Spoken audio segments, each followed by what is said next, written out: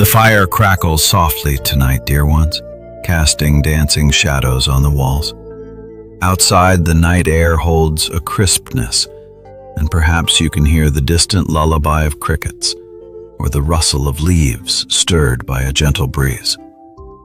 I see some of you, my old friends, have come to sit with this old monk once more, your eyes perhaps a little heavy, your hearts carrying burdens that refuse to settle with the setting sun.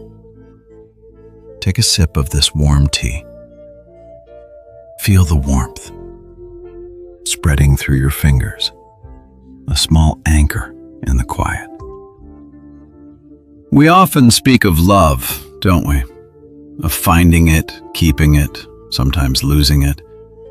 But tonight, as we share this peaceful moment on Zen Mind Sleep, I find myself thinking about a different kind of quietude.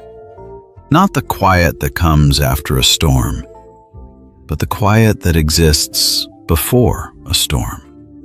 Or perhaps the quiet that allows us to truly hear ourselves amidst the clamor. It has been my observation through many seasons of watching the river flow and the mountains stand that many people are not truly afraid of being unloved.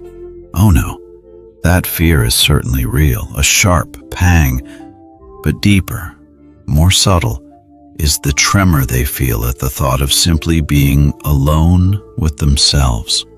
I remember a young woman who lived near the temple when I was a novice monk. Her name was May. She was vibrant, always laughing, always surrounded by people. Yet there was a restlessness in her eyes, like a bird fluttering inside a cage. She would hasten into relationships, one after another, sometimes with men who clearly did not see her true worth. She would tolerate disrespect, overlook warning signs that were as clear as the morning sun, and settle for a love that, to an outsider's eye, always seemed incomplete. Why, you might ask? It wasn't because she didn't deserve more, or couldn't find it. It was simply to avoid the quiet of solitude, the silence, she once said. Confessed to me, felt like an empty well, threatening to swallow her whole. And yet, my friends, the ancient teachings of our path, the wisdom of the Buddha, offer a perspective that might seem quite surprising to a restless mind. It gently teaches us that attachment, in its deepest sense, is the very root of suffering. Not just attachment to people, but to outcomes, to ideas, to expectations, and that persistent longing for another to complete you, to fill. That perceived emptiness keeps your mind in a state of unrest, a perpetual seeking that never quite finds its shore. To be single, then, is not to experience emptiness at all. No, not at all. Rather, it is an abundant space. Think of a field left fallow for a season. It isn't barren, is it? It is simply resting, gathering its strength, accumulating nutrients.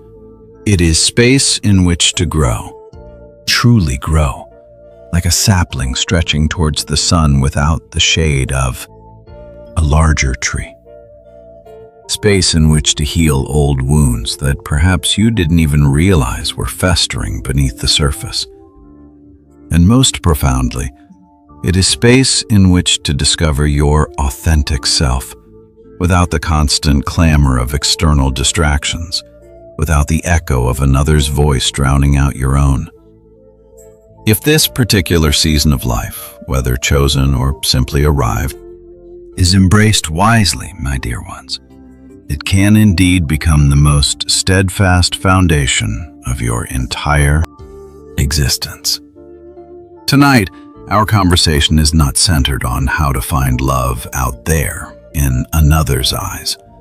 Instead, we're exploring why choosing or even accepting to remain single might be the most profoundly powerful spiritual decision you will ever undertake. First, this path, this embracing of singlehood, gently guides you to meet your true self.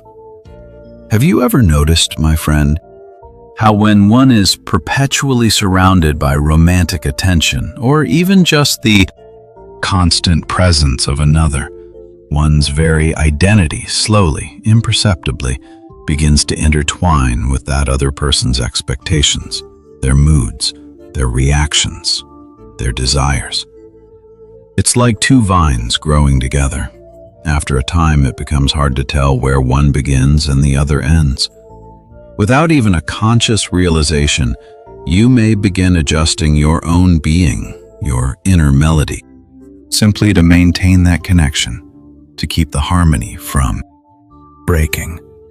You might temper your words, for instance, to avoid any potential conflict, like turning down the flame beneath a simmering pot. You might soften certain opinions, perhaps about a book or a political idea, opinions that could potentially create a ripple of tension. You may even conceal certain fears, reluctant to appear vulnerable or weak, wanting always to be seen as strong and capable. You compromise small aspects of your inherent personality, little by little, all in an effort to keep that delicate balance, that harmony, flourishing. Over a period of time, many years, perhaps, you may not even consciously perceive how much of your authentic self has been subtly shaped, molded by the constant presence and reflection of another. It's like wearing a comfortable old garment. You forget it's even there, yet it defines your outline to the world. However, when you are single, my friends, all of that external reflection gracefully recedes. The mirror that was held up by another's gaze is gently put down. There is no one immediately present to respond to your emotions, no immediate affirmation or gentle questioning. No one there to divert your attention from uncomfortable thoughts that might surface. No quick conversation to fill the quiet. No one there to offer instant validation when you feel a sense of uncertainty. No hand to hold in the dark. And quite suddenly, quite undeniably, you find yourself alone with the vast, uncharted landscape of your own mind. You awaken in the morning with your own thoughts echoing gently in the silence of your room, not the rustle of another beside you. You sit by your window, perhaps, watching the world awaken, with no messages illuminating your phone, no urgent pings calling for your attention. You feel the profound weight of your own emotions, whether they be joy or a deep sorrow, without anyone immediately rushing in to soothe them, to fix them, or to explain them away.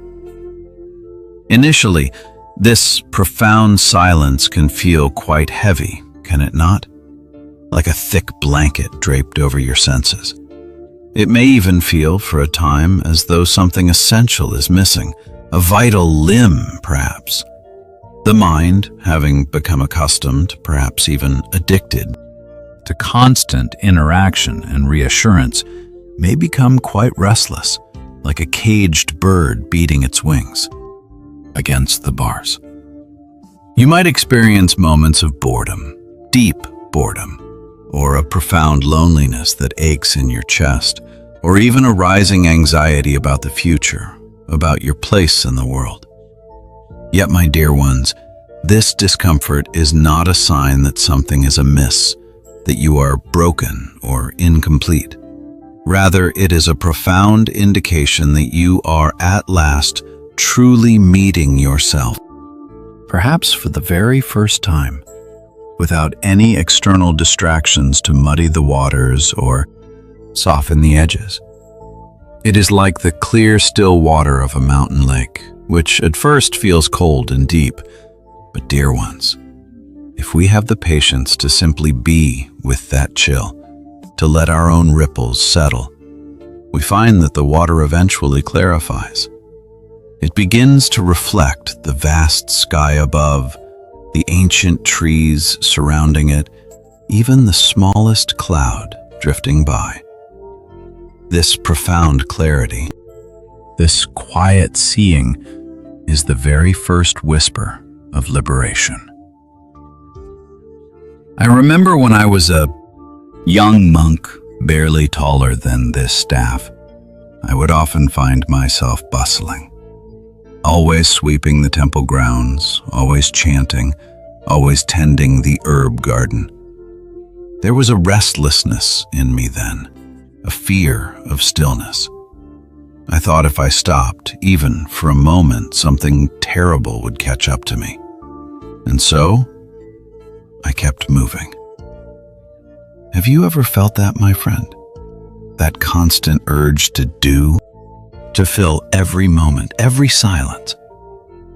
Perhaps with a chore, perhaps with a phone call, perhaps simply with a busy mind. But as the years turned and my hair began to silver, I came to understand a quiet truth. We cannot truly heal what we steadfastly refuse to see. We cannot transform a part of ourselves if we are always endeavoring to escape its presence. It's like trying to mend a torn robe while it's still flapping wildly in the wind. We must first hold it still, spread it out before us, and then, only then, can we begin to see the threads, the rips, and how to mend them with care. Sometimes life, in its infinite wisdom, grants us a season of quietude, a time when the usual companions and activities are not immediately present. For many, this comes in the form of singlehood. It is not a punishment, my dear ones, nor a void to be desperately filled. No, it is a rare and profoundly powerful opportunity. A sacred space to observe your inner world with pristine clarity. It's like being given the key to a quiet room within your own heart, a room that has perhaps been cluttered and overlooked. In that quiet space, the hum of external voices fades, and you begin to discern recurring patterns in your own thinking. Perhaps you notice how often your thoughts drift toward seeking approval from others, like a small boat constantly scanning the horizon for a lighthouse to guide it. Or perhaps you observe how swiftly a shadow of insecurity can arise when no one is immediately present to offer reassurance, like a child who feels lost the moment their parent steps out of sight. These are not flaws, my friend. Merely habits of the mind, deeply etched pathways. This old monk remembers a village elder, Auntie Lee, whose husband passed after nearly 50 years together. For months, she was adrift, her house feeling vast and empty. She would often come to me, her eyes filled with a deep, aching loneliness. At first, she spoke only of missing him, his laughter, his steady presence. But slowly, over many cups of tea by the river, she began to realize something deeper. "Master Mingxin," she said one twilight, the cicadas singing their evening song, "I think I also miss the feeling of being needed by someone. I miss the feeling that he confirmed my worth simply by being there." She realized her profound loneliness didn't solely stem from the absence of her beloved, but from an unresolved inner wound, a quiet whisper that perhaps she wasn't quite enough, all on her own. It's a realization many of us come to, isn't it? Perhaps we were never truly taught how to sit peacefully in our own presence, how to find companionship within the quiet rhythm of our own breath. Perhaps, like Auntie Lee, we were led to believe that love from others was the sole undeniable proof of our inherent worthiness. And sometimes, my friends, we might even unknowingly utilize relationships as a soft shield, a gentle distraction to avoid confronting deeper fears, fears of rejection, of abandonment, or that quiet, persistent fear of not being inherently sufficient.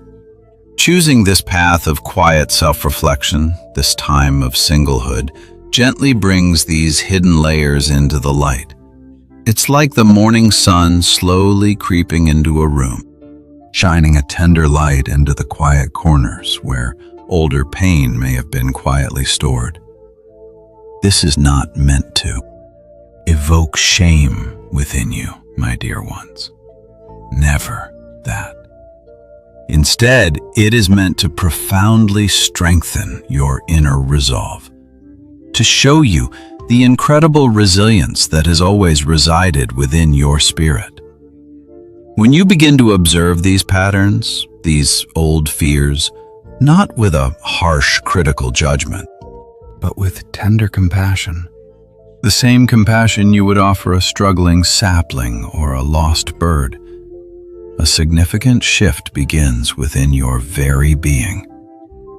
You start to comprehend yourself with far greater depth than ever before. You become acutely aware of your emotional triggers, those sensitive spots that, once touched, can send ripples through your calm waters.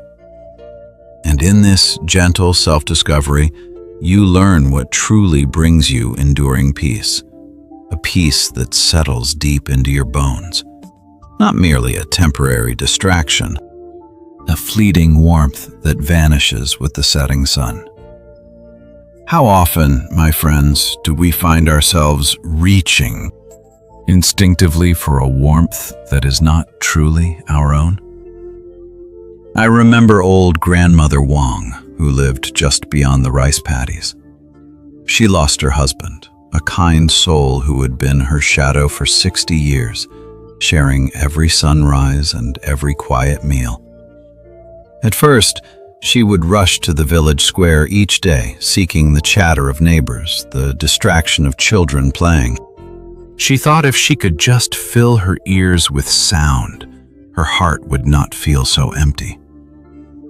But when she returned to her quiet cottage each evening, the emptiness would rush back in, colder than the mountain winds that whistle through the bamboo groves. She would pull her shawl tighter, but the chill was from within. One evening, I found her not at the square, but sitting by her own hearth, staring into the embers, much like we are now. The scent of pine resin filled the small room, a comforting, familiar smell. Her face was etched with sorrow, yes, but there was a quiet strength there I hadn't seen before. She looked up, her eyes still clouded with unshed tears, but her gaze was steady.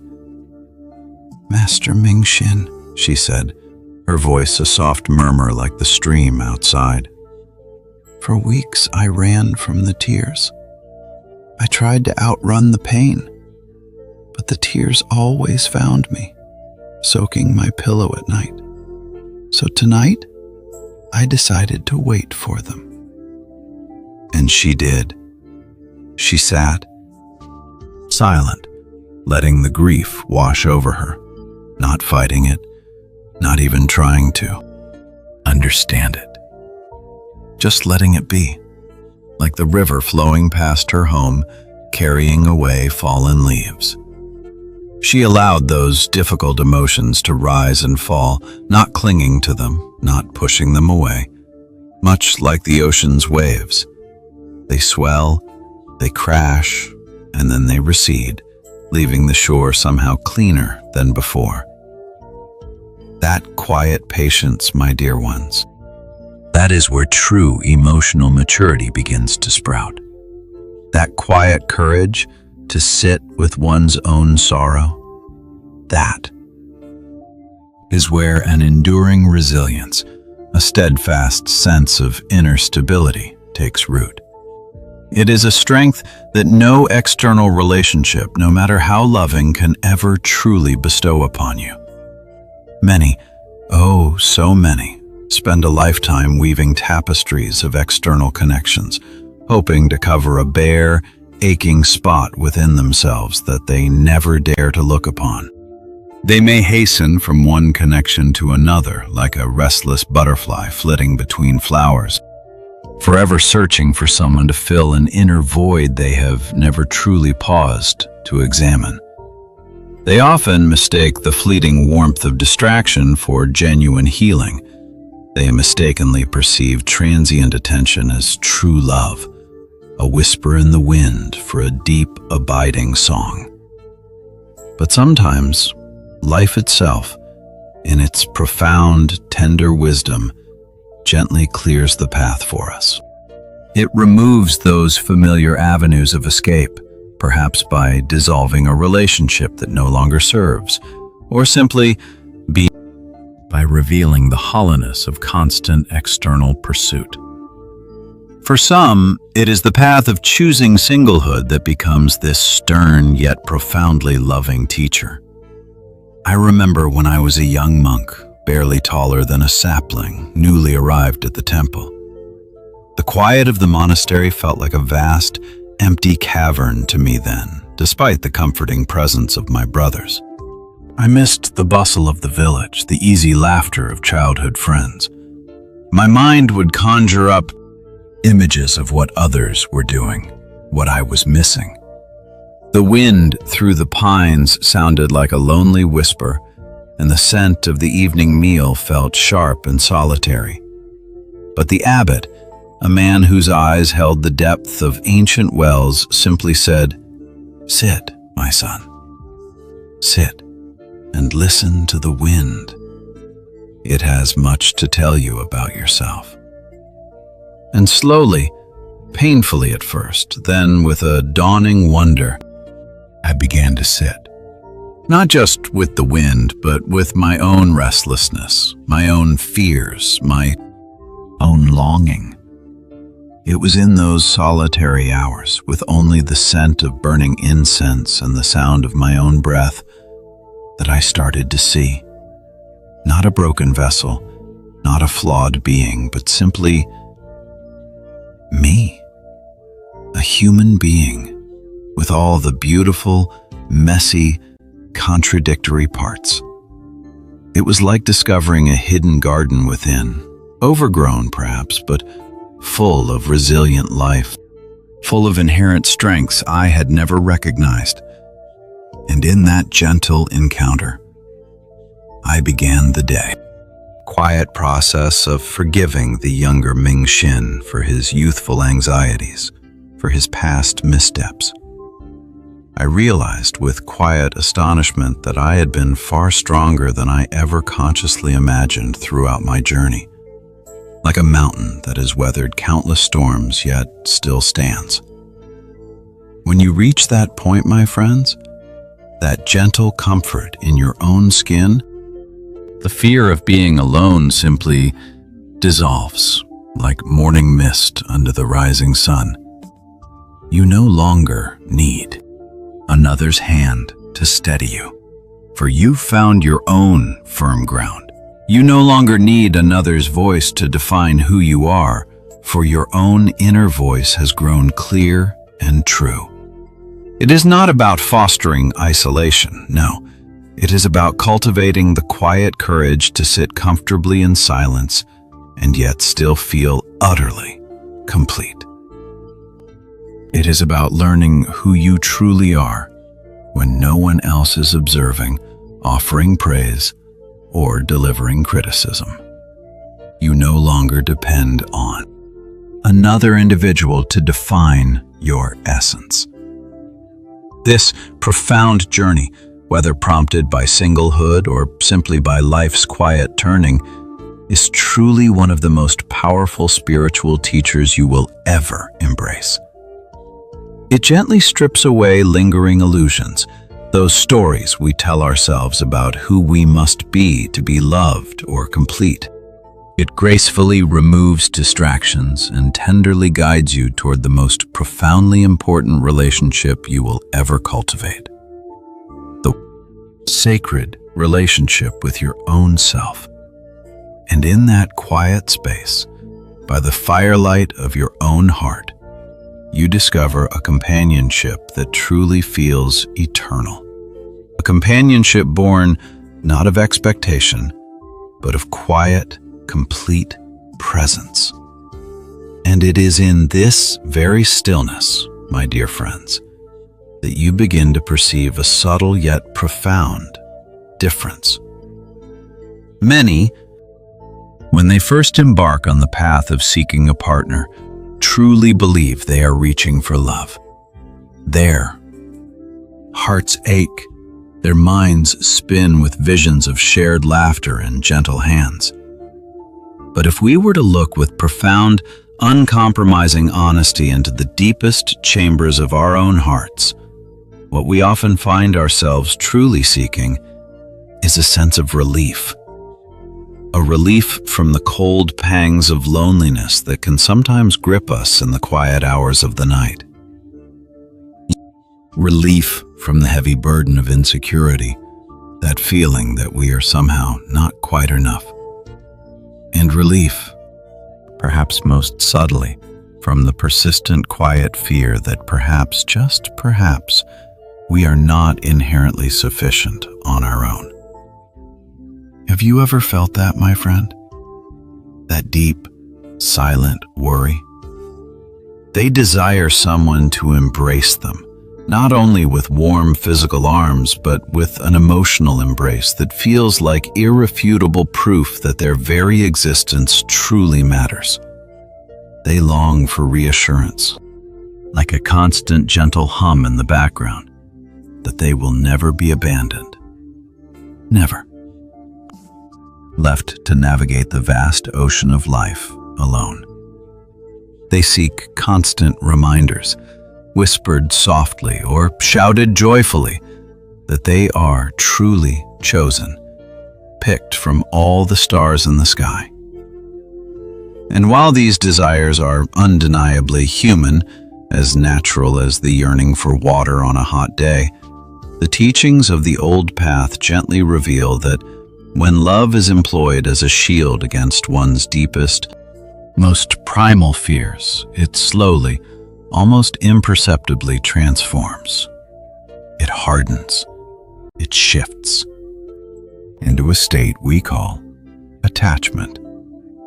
Attachment truly is not the same as the boundless river of love. Attachment whispers with a strained, anxious voice, "I desperately need you in order to feel truly okay, in order to feel complete."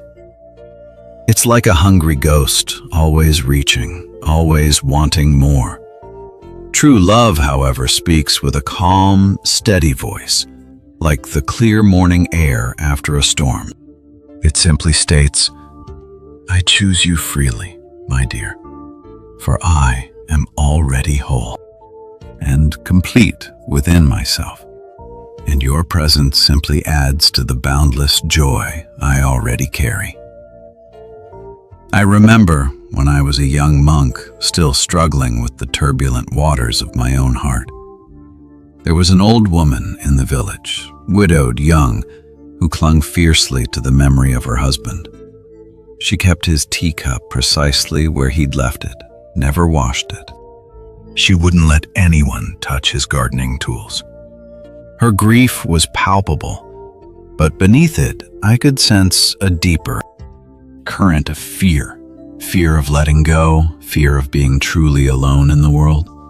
She would often say, "I just can't live without him." Her attachment was deeply rooted in anxiety, you see.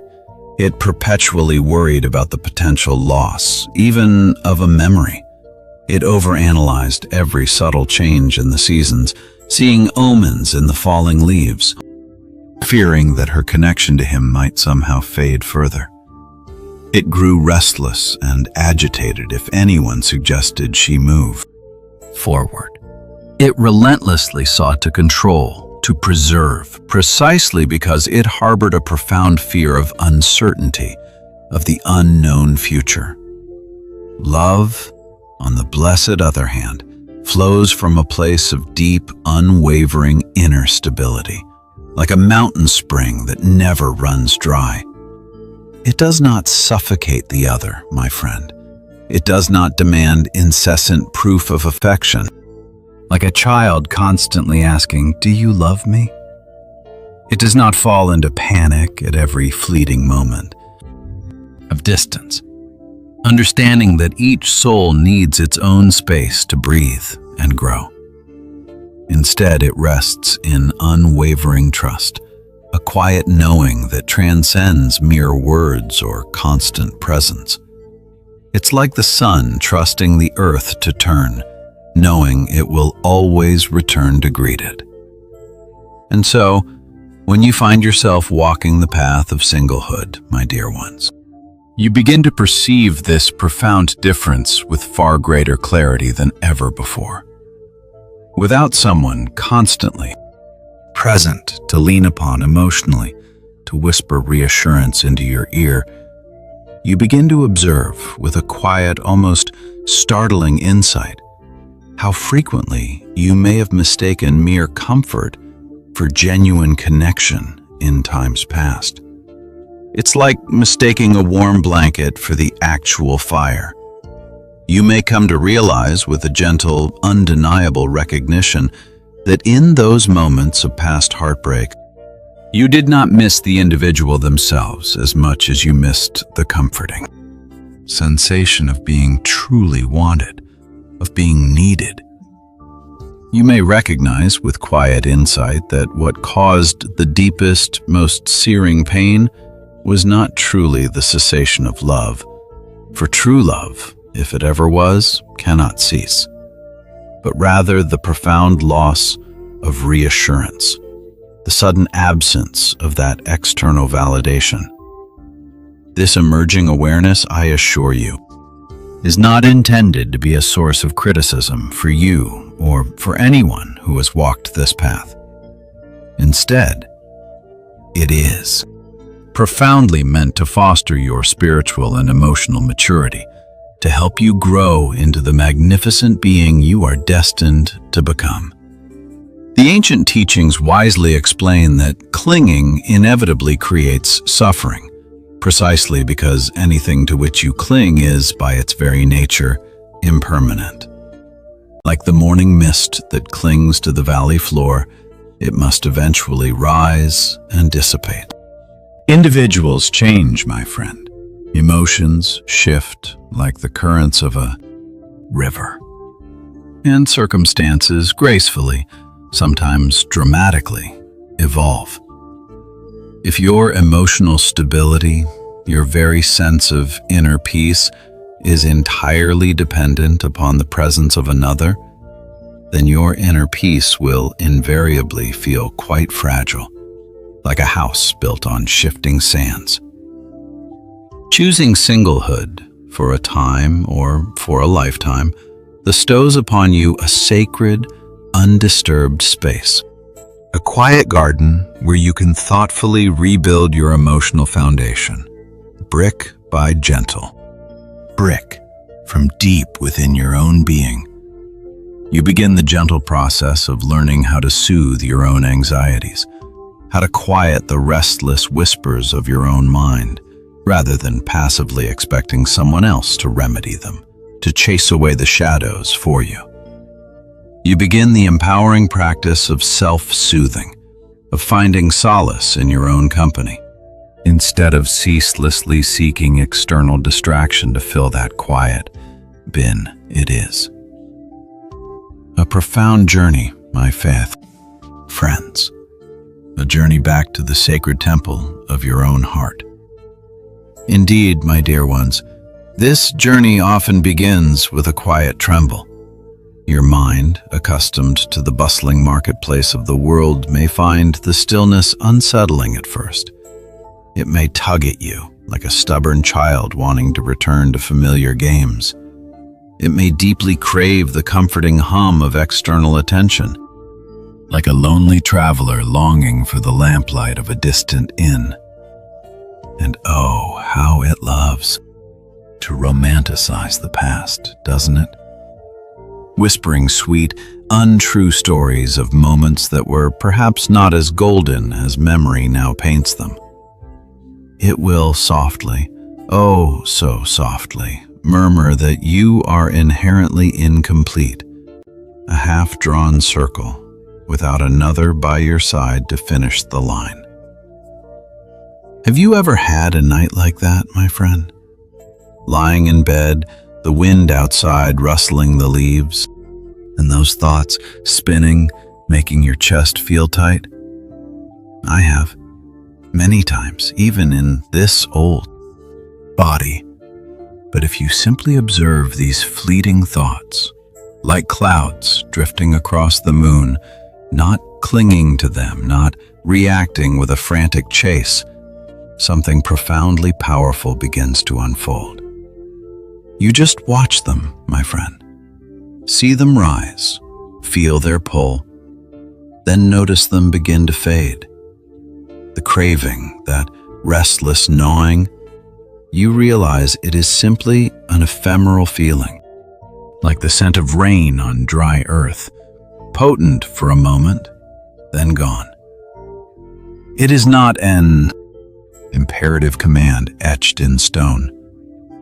You understand, with a quiet, growing wisdom, that longing itself, like every other emotion, gracefully rises and gently falls. Like the tide on the shore, it comes and goes. And within that profound understanding, that silent observation, you gain true self-control. Not control over the feeling itself, but control over how you respond to it. This old monk remembers when I was a young novice, the desire for approval from my elders was like a constant itch. I would twist my words, bend my actions, all to gain a fleeting smile. It was only years later, watching the sun rise day after day, that I learned to simply sit with that itch, acknowledge it, and let it pass without scratching. Over a period of time, my dear ones, you begin to experience a new and profound kind of inner strength. You begin to genuinely enjoy your own presence, like a quiet companion at a warm hearth, without feeling restless or unsettled. You appreciate genuine connection when it gracefully appears, like a rare, fragrant blossom in your garden. But you do not collapse in despair when it inevitably withers or disappears, for you know your garden still thrives. This then allows you to define the essence of love in a far healthier and more sustainable manner. Instead of perpetually asking with a hungry heart, "Who will complete me and make me whole?" you begin to ask with quiet introspection. Am I truly complete within my own self, strong and steady as the ancient oak? Instead of earnestly searching for someone to alleviate your deepest fears, you work gently and steadfastly on dissolving those fears through your own inner efforts, much like a potter patiently shapes the clay. This profound transformation alters the very landscape of your life, my friends. When you no longer approach potential relationships from a place of inner emptiness, like a beggar at a feast, your personal standards for connection naturally elevate. You cease pursuing individuals who demonstrate inconsistency, whose words shift like sand in the wind. You cease tolerating half-hearted efforts or manipulative emotional games, for you know your own worth, like a precious jewel discovered in the quiet of your own heart. You stop diminishing your true self simply to maintain another's fleeting interest. You come to understand that genuine love does not necessitate abandoning your own precious inner peace. Instead, it profoundly enhances it, like a gentle stream joining a calm river, making it deeper, richer.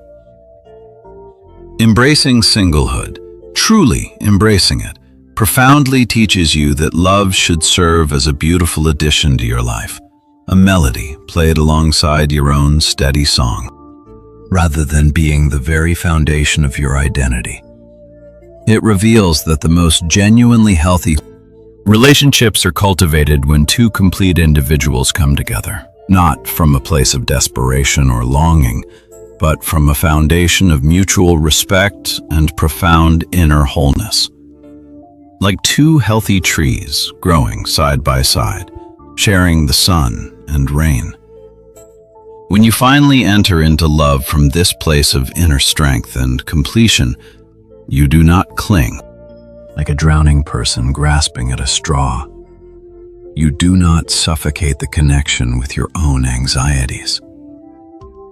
You do not succumb to panic at the mere idea of potential loss, for you know your own ground is firm. You appreciate the beautiful connection, the shared laughter, the quiet moments of understanding, without harboring a fear of its eventual conclusion. This indeed is true spiritual maturity, my dear ones. This, truly, is profound emotional freedom. And this is precisely why choosing to remain single long enough to genuinely understand the profound difference between attachment, which is merely a shadow, and true love, which is the light itself, is not a delay in your life's journey. Oh no.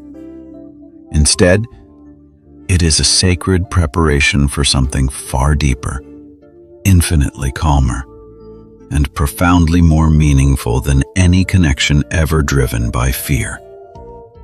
It is like preparing the soil before planting the most precious seed. Ah yes, preparing the soil. A beautiful image, isn't it? Just like the quiet earth gathers strength beneath the winter snows, so too can our inner landscape gather its own kind of potency. This is where we come to the third truth, my dear ones, a gentle wisdom that often reveals itself when the world outside quietens down. It is about your precious energy, the very essence of your being, becoming intentionally focused on your own inner growth, not consumed by the swirling currents of emotional turbulence, but gently, purposefully, drawn inward. Have you ever felt that, my friend? That constant outward pull, like a small stream always feeding a larger river. When a heart is entwined in a romantic relationship, a significant portion of that mental and emotional energy is perpetually flowing outward, isn't it? You find yourself pondering with such tender care how the other individual may be feeling. You might meticulously analyze a tone of voice in a forgotten conversation, searching for hidden meanings, or perhaps just a whisper of reassurance. You make thoughtful adjustments to your personal schedule, to your very rhythm of life, to align with another's. So much precious time is invested in myriad conversations, in shared plans, in mutual compromises, and yes, even in those unavoidable moments of conflict that ripple through every life. Even within the most healthy relationships, there is a continuous, often unspoken, exchange of emotional attention, like two dancers, always anticipating the other's movement, always adjusting. This is not inherently wrong, of course. It is the very nature of connection, a beautiful intertwining. Yet it undeniably requires a considerable, often silent investment of energy. And many of us, if we are truly honest with ourselves, tend to underestimate just how much of our inner power can be consumed by these complex emotional dynamics. Like the fire before us, always needing a new log, a gentle stirring. But then, sometimes, when life shifts, when you find yourself walking a path alone for a time, that very energy gracefully returns to you. It's a quiet turning, like the tide receding, leaving shimmering sands behind.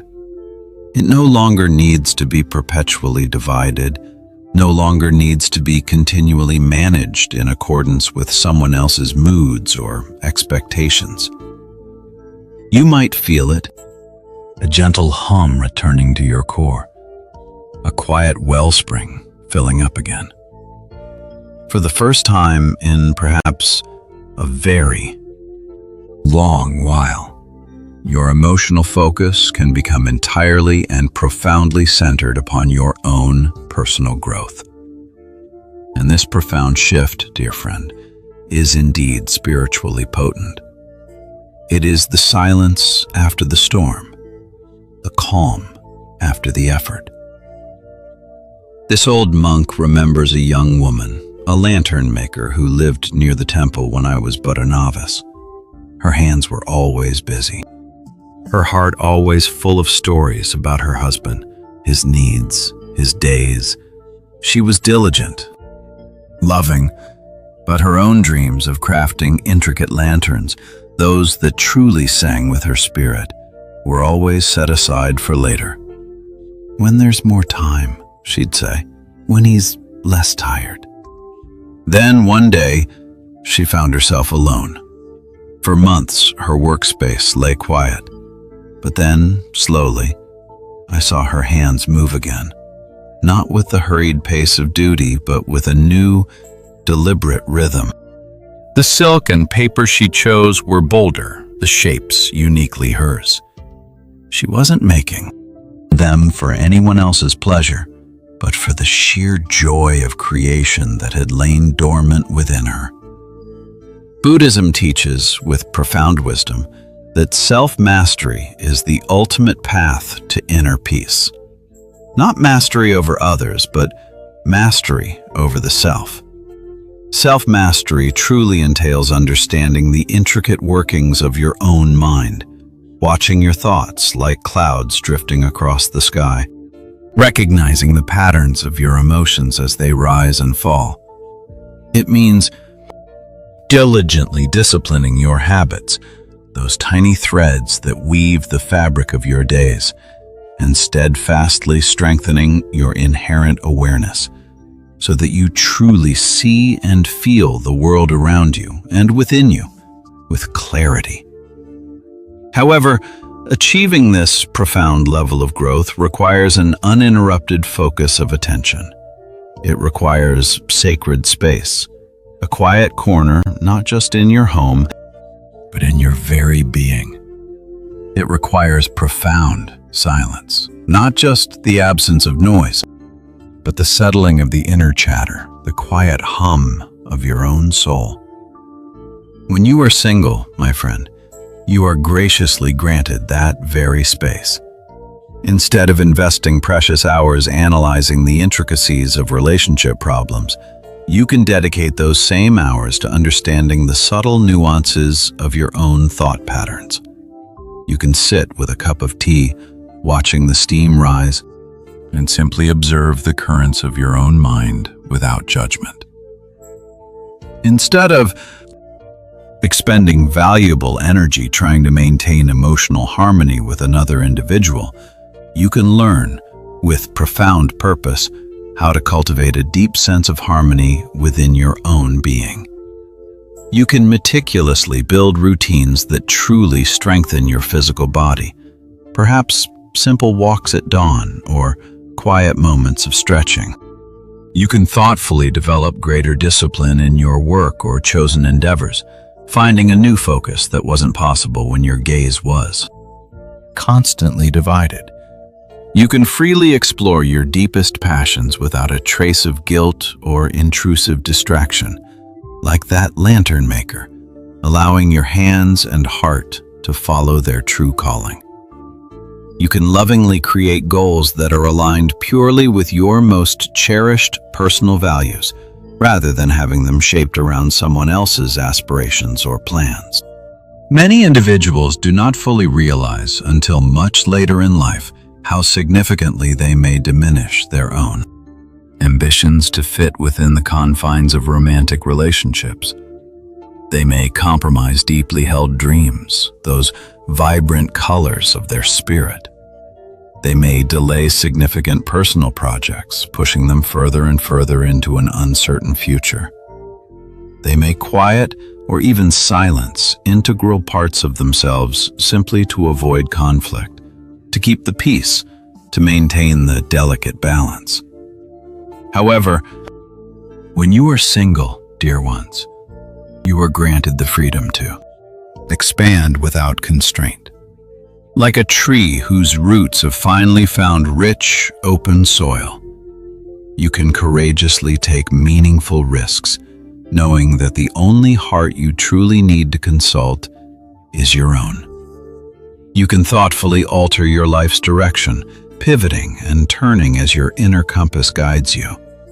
You can grow at your own inherent pace, without the need to negotiate your profound transformation with another. It is a quiet symphony, played only for you. This sacred period, this gift of focused attention, allows you to observe your daily habits with profound clarity.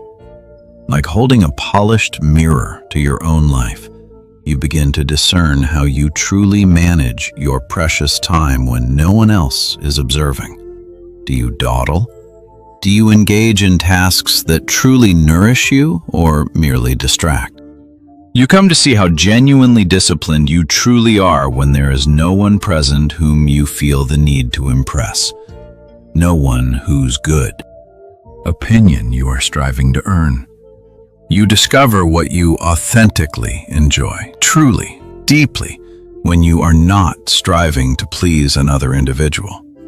Perhaps it is a simple tune hummed to yourself or the quiet joy of baking bread. This profound self-awareness cultivates deep authenticity within your being. It is a slow, gentle blossoming. You begin the deliberate, loving process of constructing a life that truly reflects who you inherently are, not merely who you believe you should be for the sake of another. You find your own rhythm, your own song, and in that quiet space, my friends, when you are no longer perpetually tuning your instrument to another's melody, something truly profound begins to unfold within. I remember a time, many decades ago, when I was a young monk, still so easily swayed by the emotional currents that flowed through the monastery. If a brother was troubled, my own heart would feel a corresponding ache. If there was discord in the refectory, my own stomach would tighten and the simple taste of rice would lose its comfort. My nervous system, you see, was like a sensitive reed, bending with every passing breeze. But as the years turned, and I spent more time in solitary meditation, listening only to the gentle hum of my own breath and the distant call of the mountain birds, a different kind of calm began to settle within me. It wasn't a sudden storm, passing, but a slow, quiet dawn. The dramatic highs and lows, like the tumultuous waves crashing against the shore, gradually receded, leaving behind a vast, tranquil ocean. You might feel this too, my dear ones, after a long day of tending to the needs of others, when you finally find a moment to sit alone by the window, watching the rain fall. The world outside might still be churning, but within your own heart, a gentle stillness takes root. That stillness, that deeply grounded sense of inner peace, it proves with a quiet certainty that your emotional balance does not, in truth, depend upon another's presence. This newfound stability, like an ancient oak growing roots deeper into the earth, profoundly strengthens your inner confidence. I recall old man Chen, the woodcarver who lived alone at the edge of the village. For years, he had been known to seek advice from everyone about his craft, never quite trusting his own hand. But after his wife passed and he was left to his own quiet counsel, I'd see him by his doorway, his hands deftly carving, his gaze steady.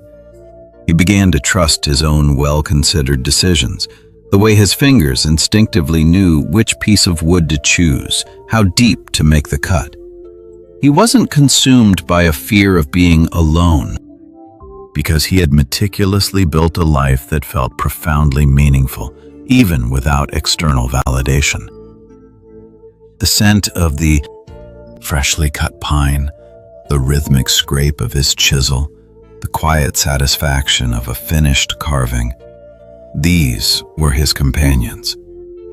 And this deep and abiding trust, my friends, it is immensely powerful, for it gently removes the grip of fear from your future, like morning mist burned away by the rising sun. Embracing such a season of solitude, you see, also grants you the invaluable opportunity to define your life's purpose with crystalline clarity. When your mind is not distracted by the constant hum of another's emotional needs, it naturally becomes sharper, like a clear mountain spring reflecting the sky. You begin to ask yourself deeper, more profound questions about what you genuinely desire from this precious life. I remember sitting by the river one morning, watching the mist rise. I asked myself, who is this Ming Xin, without the robes, without the temple, without the expectations of others? It was a frightening question, at first like standing on the edge of a deep well. But in that quiet, sustained inquiry, I began to see my long-term vision, not as something borrowed or inherited, but as a path truly carved by my own spirit. I reflected upon my core values, not just what I should believe, but what truly resonated deep within my soul, far beyond the realm of any worldly attachment. This profound clarity, dear ones, is indeed a rare and precious gift. How many individuals, alas, simply drift from one connection to another, like a boat without a rudder, never truly understanding their own unique life's direction? They may move from one romantic relationship to another, hoping to find a mirror that reflects a purpose, instead of gazing into the clear water of their own being. But when you intentionally choose to remain single for a season or for a lifetime, you create the vital mental space to build an inner foundation that is both profoundly strong and beautifully independent. It's like tending to your own garden, ensuring the soil is rich, the seeds are well chosen, and the roots grow deep before ever considering whether to share its bounty. And here, indeed, lies an even deeper spiritual truth, one that this old monk has pondered beneath countless starry skies. When you lovingly utilize your season of singlehood for profound personal growth, you transform into an individual who does not need love to feel utterly complete. You become someone who has already meticulously cultivated strength, unwavering discipline through quiet practice, and a profound inner peace that is not easily shaken. This profoundly alters the very quality of any future relationship you may encounter. Instead of entering into love from a place of emotional hunger, like a parched traveler seeking water, you enter from a deep wellspring of abundance. Instead of desperately needing someone to stabilize your being, to be your anchor in the storm, you yourself become a source of stability, a lighthouse for your own journey. Your precious energy, instead of being scattered by every shifting tide, becomes intentional rather than merely reactive. Your profound personal growth becomes consistent, like the steady growth of a bamboo shoot, rather than perpetually interrupted by the demands of another. And your cherished peace, it becomes internal and unwavering, a gentle flame that burns steadily within, rather than flickering conditionally upon external circumstances. This is precisely why choosing to be single, my friends, is not a waste of precious time, as some might lament. Instead, it is a period of intensely focused time. It is the sacred period where you quietly construct the strongest, most resilient version of yourself, without the need for external applause, without distraction, and without the tumultuous grip of emotional chaos. And when that magnificently cultivated version of you gracefully steps into the world, it carries with it a calm, profound power that no amount of external validation can ever truly replace. Like the quiet strength of a mountain that has weathered countless storms.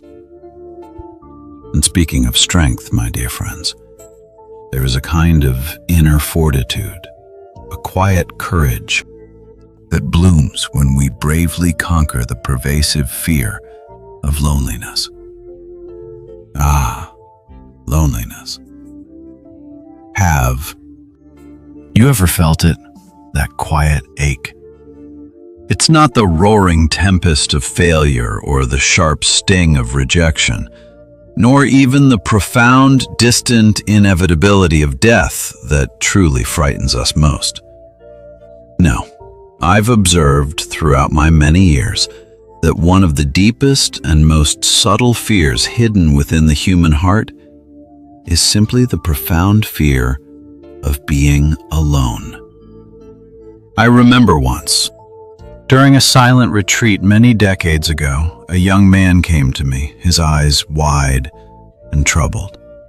He confessed that the quiet of his room felt heavier than any burden he had ever carried. He said the profound stillness of silence, with nothing but the gentle resonance of his own thoughts, was far more terrifying than any external problem he faced outside the temple walls. He wasn't afraid of the dark, he was afraid of the quiet that the dark brought with it. Many of us, I believe, carry a similar shadow within our hearts, don't we? That subtle, quiet fear of simply being by ourselves. This potent fear, my friends, often propels individuals into relationships they instinctively know, deep down, are ultimately unhealthy. It keeps them rigidly attached to connections that steadily drain their precious inner peace, much like a thirsty root saps the soil dry. It subtly convinces them that almost any company, any distraction, any noise is preferable to the profound stillness of silence. And it's a cunning whisper, that voice of fear, isn't it? It tells us we are missing something essential, that we are incomplete without another's presence. This old monk remembers a gentlewoman long ago who lived in the village down the path. Her name was Lin, and she was always bustling, always surrounded by people, always talking. Her house was never quiet. If no one was visiting, she would sing loudly or play her dizi, or even just talk to her chickens. When her husband passed, may his spirit find peace, she clung to every visitor, every stray dog, every distant sound. She was terrified of the quiet, you see. Her suffering, I came to realize, arose from her innate resistance to simply accepting what was. And if you persistently resist the experience of being alone, you will invariably feel a pervasive sense of incompleteness, like a melody without its final resolving note. But there is another path, a path of profound power. When you choose to remain single, not out of circumstance, but with conscious intention, you are not merely avoiding romantic relationships. No, instead, you are bravely confronting the very fear that most individuals spend their entire lives endeavoring to escape. You are consciously choosing to sit within the sacred silence rather than immediately seeking to fill it with clamor and noise. You are gently allowing yourself the profound experience of your own company without the constant clamor of external distraction. Initially, my friends, I know this experience can indeed feel quite unsettling. Your mind may become agitated and restless, like a caged bird fluttering against the bars. It may instinctively search for external noise, the sounds of the bustling market, the laughter from the distant home. It may replay cherished memories, painting vivid pictures of what once was. It may wistfully imagine scenarios of what might have been, whispering sweet, tempting illusions. It may softly, insistently whisper that something essential is missing from your life, that a crucial piece of your being has wandered away. I remember my own early days in the monastery, before the quiet became a comfort. My thoughts would race like wild horses. My heart would thrum against my ribs. I would count the cracks in the walls, listen to the distant cry of a night bird, anything to avoid the vastness of my own mind. But if you observe this inner restlessness with gentle, mindful attention, like watching a leaf float down a stream, you begin to discern something profoundly important. The initial discomfort does not, in truth, last forever. It rises, much like a wave upon the ocean, reaches its peak with a silent splash, and then slowly, gently fades away, receding into the vastness from which it came. The mind's initial panic about being alone begins to lose its fervent intensity once you cease immediately reacting to it, once you stop chasing after every thought it presents. You begin to understand, with profound clarity, that loneliness is not a permanent aspect of your identity. No. It is not who you are, nor is it a fundamental flaw. Instead, it is simply a transient emotion, a passing cloud moving gracefully through your being. This is a truth I have found to be a great comfort in my life. Everything, my dear ones, everything, including our feelings of isolation, is inherently impermanent. Like the changing seasons, like the flickering flame of this fire, all things move and transform. And so too, my friends, can our understanding of what it means to be truly alone. For many years, many lives, we might perpetually fight against the quiet moments, fearing them, pushing them away. But I have seen and felt that when we finally learn to sit calmly with solitude, truly sit with it, we begin to uncover its hidden, precious gift. Have you ever felt that deep unease, my friend? That subtle chill that creeps in when the house falls silent, or when the last visitor leaves your door. The mind begins to whisper, "Am I unloved? Am I unwanted? Am I somehow broken?" It's a heavy burden, those whispers. I remember when I was a young monk, still learning the ways of the quiet path.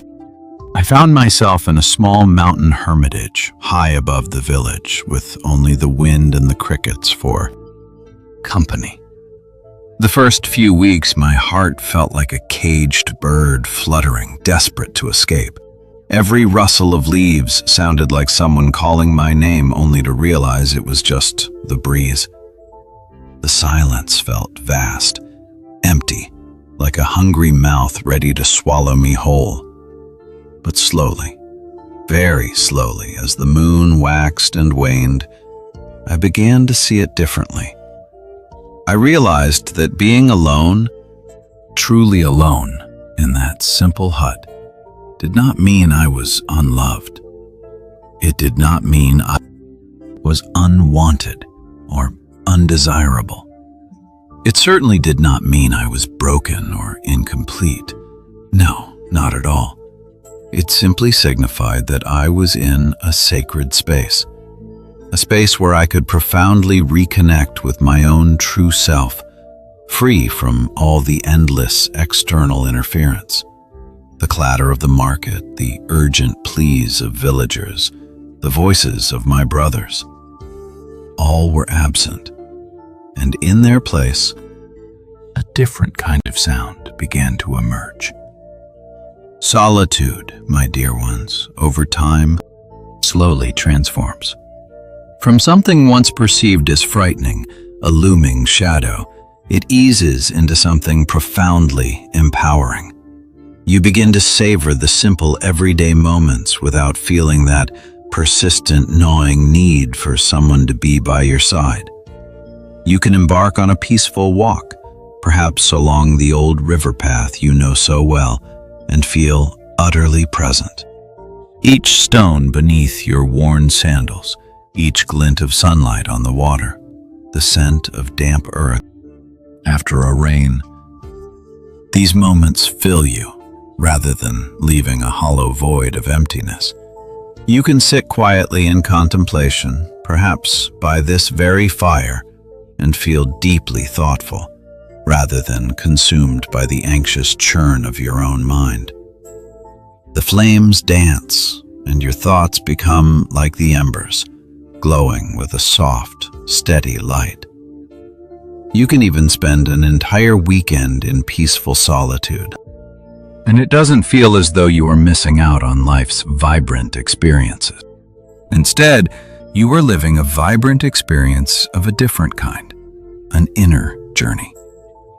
This profound shift, it is indeed subtle, like the first pale light of dawn, yet immensely powerful. It fundamentally alters the way you perceive your own self.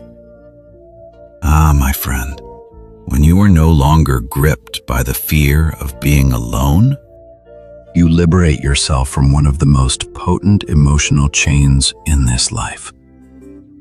Suddenly, no one can ever truly manipulate you through the ominous threat of their departure.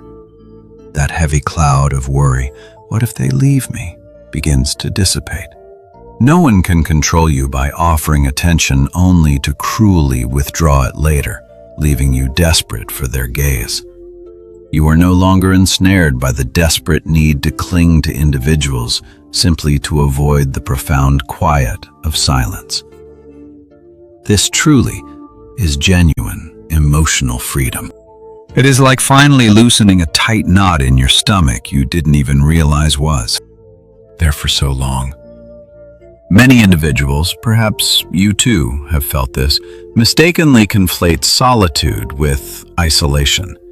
Yet these two states are as fundamentally distinct as a calm river is from a stagnant pond.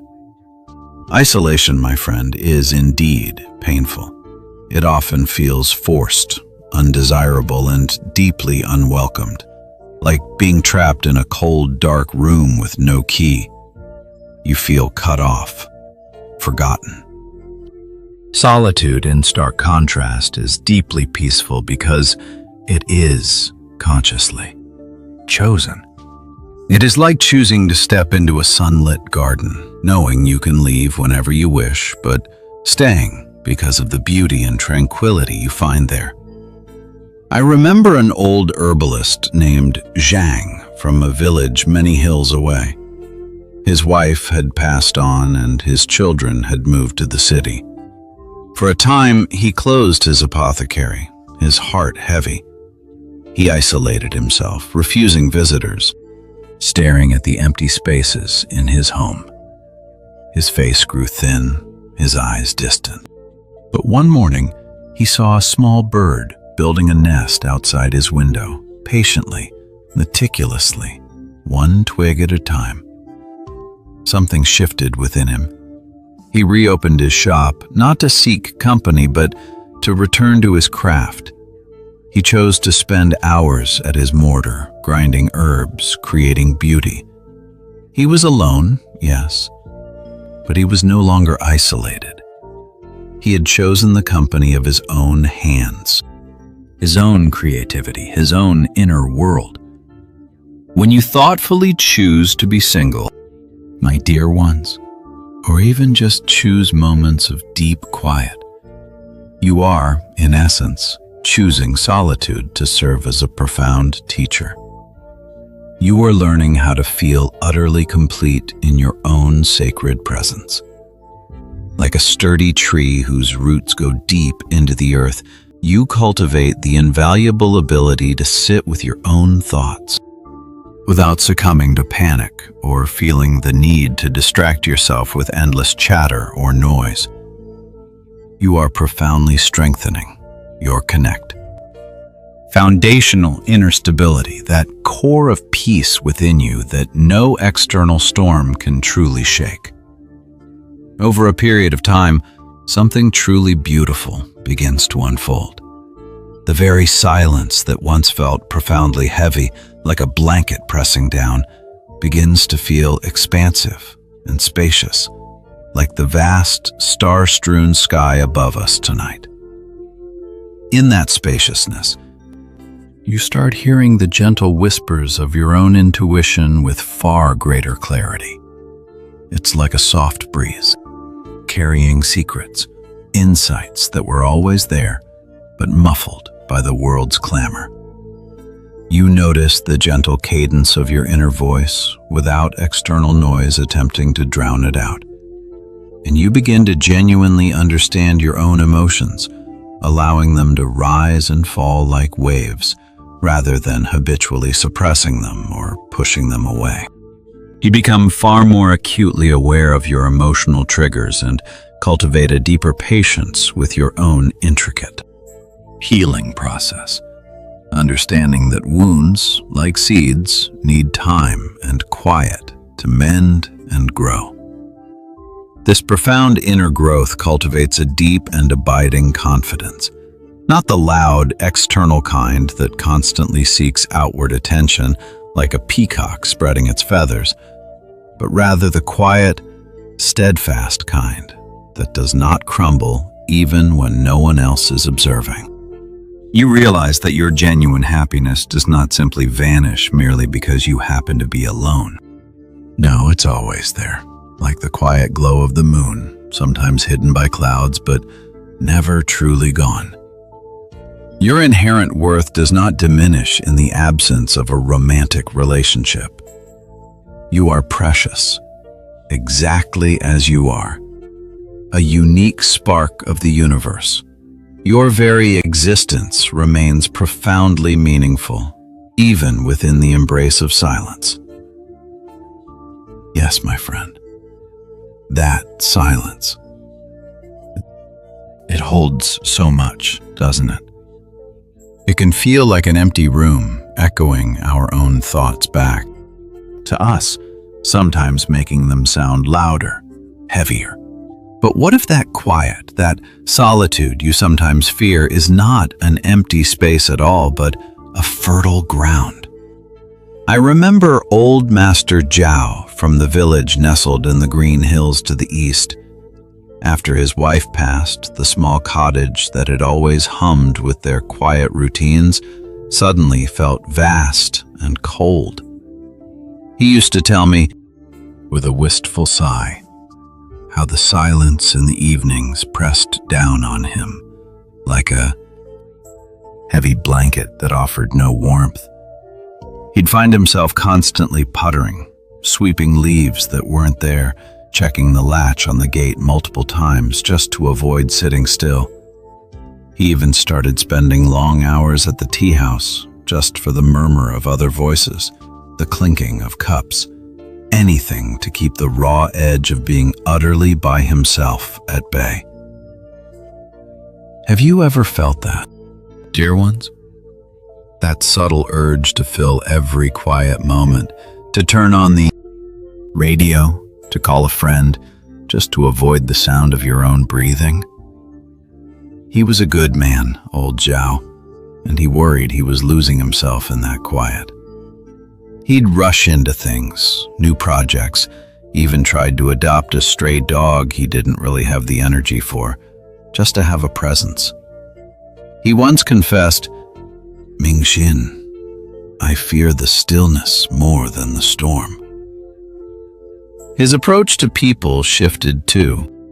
He wasn't truly seeking connection, not at first. He was seeking a distraction, a shield against the vast, dark ocean of his own solitude. He would agree to anything, overlook so much, just to not be alone. But then, one autumn, a heavy snow trapped him in his cottage for days. The outside world fell silent too, blanketed in white. He ran out of busy work. He had no choice but to simply be. He told me, much later, how the first day was unbearable. He paced, he fretted. He saw the dust motes dancing in the shafts of light from his window, and each one seemed to mock his restlessness. But by the second day, a strange weariness settled over him. He sat by the hearth, just watching the flames dance, listening to the crackle and pop, smelling the faint scent of wood smoke. He watched the steam rise from his teacup, and in that enforced quiet, something shifted. He began to notice the small things again. The intricate patterns on the frost-kissed window pane, the way the light faded across the valley at dusk, the soft thud of a bird landing on his windowsill. He realized he hadn't truly seen these things in years, always hurrying, always seeking something outside. He started carving small wooden figures, not for sale, not for praise, but just for the feel of the wood under his hands. And slowly, gently, the silence stopped being an adversary. It became a companion. It taught him the deep resilience of his own spirit, the quiet strength that had always been there, just waiting for him to listen. When the snow finally melted and the paths were clear again, old Zhao was different. He still visited the tea house, but he didn't cling to conversations. He would sit, sip his tea, and simply observe the world around him, a gentle smile on his face. When he connected with others, it was from a place of genuine desire to share, not from a frantic need to escape himself. He had discovered that his own presence in that quiet room was truly sufficient. He didn't need to chase external noise anymore. The fear of silence, that persistent shadow, had finally lost its grip. And when that happens, my friends, when you conquer that formidable fear within the human mind, your entire life begins to feel profoundly lighter. You are simply, beautifully, at peace with your own self. And that quiet peace, it is a treasure. Many search for it their whole lives, never realizing it often hides in the very solitude they avoid. And once you find that deep wellspring within yourself, a new kind of freedom blossoms, doesn't it? Because if your own company is enough, then the approval of others, well, it becomes less of a vital breath and more like a gentle breeze. This is the fifth principle, dear ones, that we often learn in the quiet moments. Cultivating a deep and unwavering inner validation, rather than subsisting on fleeting external approval. Ah, the human heart. It has so many quiet hungers. One of the most subtle yet pervasive is that deep need to feel chosen. We may not speak of it openly, but how often do we, even inadvertently, measure our worth by the reflection we see in another's eyes? I remember a young potter named Han. His hands were truly blessed, capable of coaxing the most exquisite shapes from the clay. His bowls were perfectly balanced, his vases elegant, his glazes shimmering like captured starlight. But Han, bless his heart, rarely found joy in his own creations unless they were praised. He would spend weeks on a single piece, yet if a customer merely paid for it without a word of admiration, a shadow would fall over his face. If someone said, "Ah, Master Han, this is magnificent," he would glow for days, and the clay would practically leap into form under his fingers. But if another artisan received more praise at the market, Han would return home, his shoulders slumped, convinced his work was worthless. He'd even smash pieces he had loved just hours before because no one had chosen them with their words. It was like building his house on sand, wasn't it? Because when that external attention, as it inevitably will, shifts or fades, his cultivated sense of worth often collapsed right along with it. This is not a sign of weakness, my friends. No. It is a reflection of how deeply we are conditioned. From the very first steps we take, from the first smile we receive, we are often implicitly taught that being loved by others serves as the ultimate proof that we truly matter. Be good, and you will be loved. Achieve this, and you will be praised. It becomes a silent rule we live by. But the teachings, the ancient whispers, gently remind us that anything external to your true self is inherently unstable. Think of the river's current, ever-changing. If your intrinsic value, your very sense of peace, is entirely dependent upon someone else's approval, then your inner calm will always, invariably, feel profoundly fragile, like a boat without an anchor, tossed by every passing wave. And sometimes, my dear friends, when those waves become too strong, when the steady hand that once guided you is no longer there, or perhaps was never truly there in the way you hoped, that is when the heart can feel truly adrift. The quiet of an evening, once a solace, can suddenly feel vast and empty, echoing with unspoken questions. I remember Old Wei, the calligrapher, after his wife passed. For 50 years, he had heard her humming in the kitchen, smelled her cooking, felt her quiet presence beside him as he worked his brushes. Then, one day, the house was silent. The scent of ginger and rice wine was gone. He sat by the fire, just like us now, but the warmth brought him no comfort.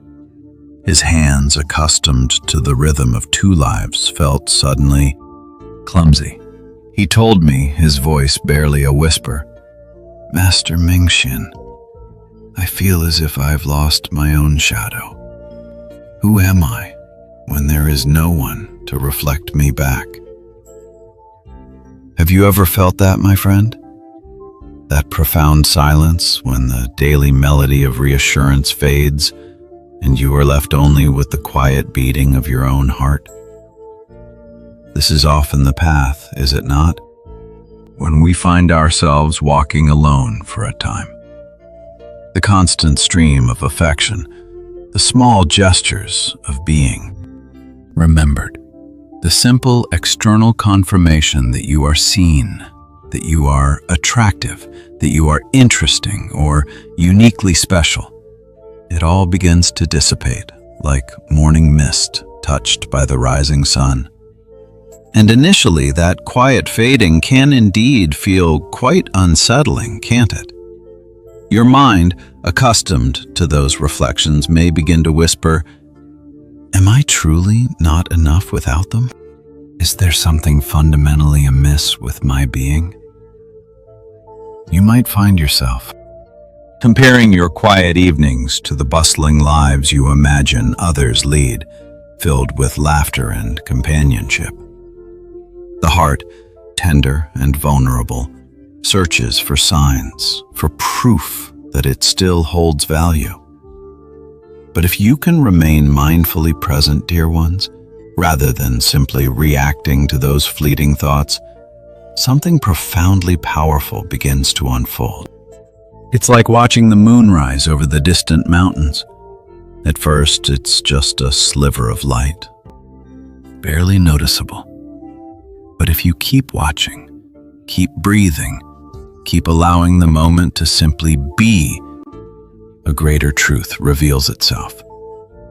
You begin to realize with a crystalline clarity that settles deep in your bones that your inherent worth has never, in truth, been dependent upon another's choice of you.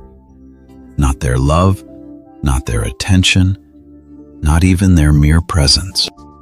I once knew a famed storyteller in the capital city, always surrounded by crowds, his words weaving magic for hundreds. Yet, when I met him in a quiet tea house, his eyes held a persistent emptiness. He was desired, admired, applauded, but within, a deep well of insecurity remained. He sought more and more attention, but it was like pouring water into a cracked jar. It never truly filled him. You see, mere attention is not, in truth, the same as inherent value.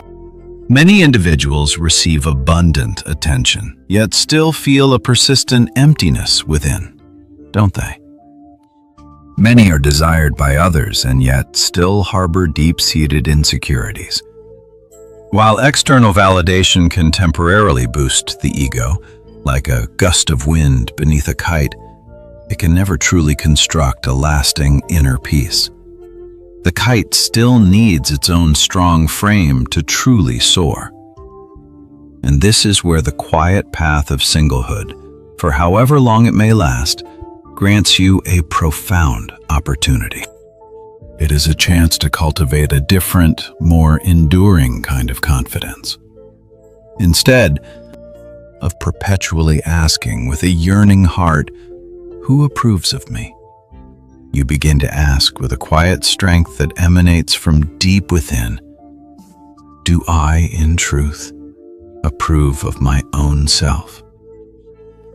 It is a subtle shift, like the turning of a leaf to catch the morning sun, but its impact is immense. I remember when I was a young monk, barely more than a boy, so eager to please my elders. I would work tirelessly, hoping for a nod of approval from the head abbot, a kind word from the senior monks. My decisions were often guided by what I thought would earn their praise.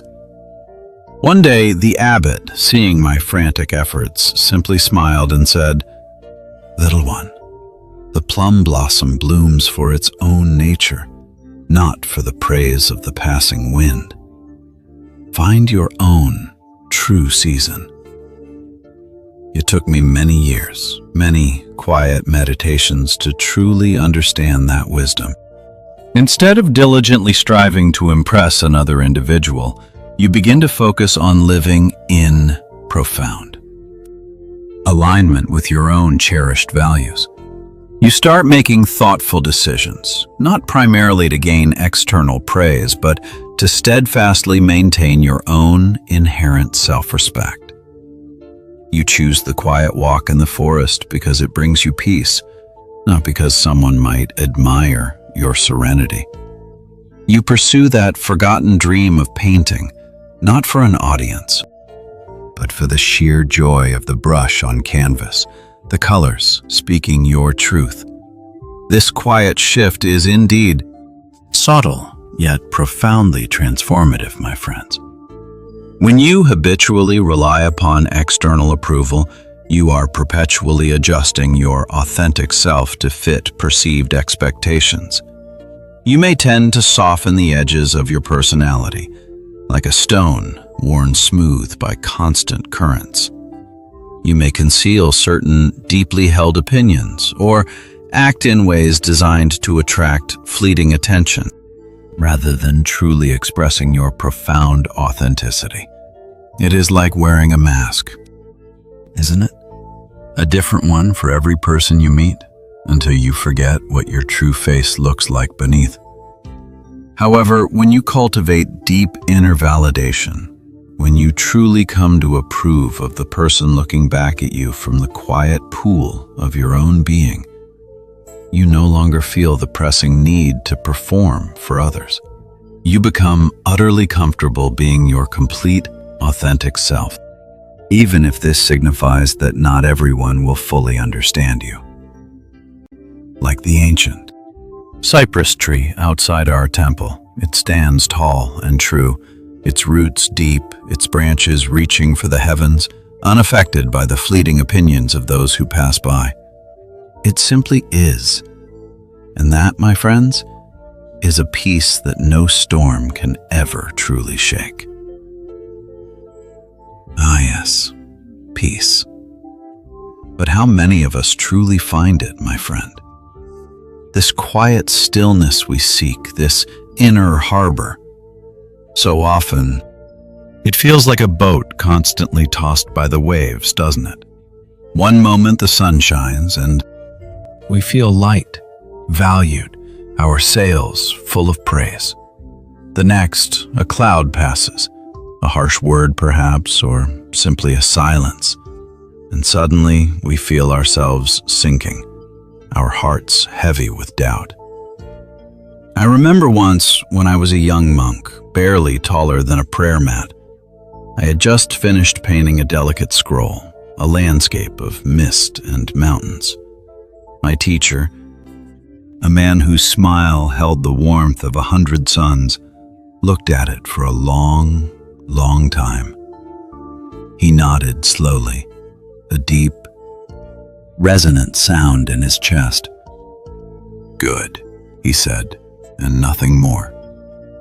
My heart swelled. Truly, it felt as though it would burst with pride. For days, I walked with a lightness in my step, remembering that single word. But then, a few weeks later, I showed another scroll to an elder monk from a neighboring temple. He barely glanced at it, grunted, and walked away. Oh, how that grunt echoed in my mind. For a long time after, the brush felt heavy in my hand, the colors dull. My joy, my confidence had been built on a single good and shattered by a single dismissive sound.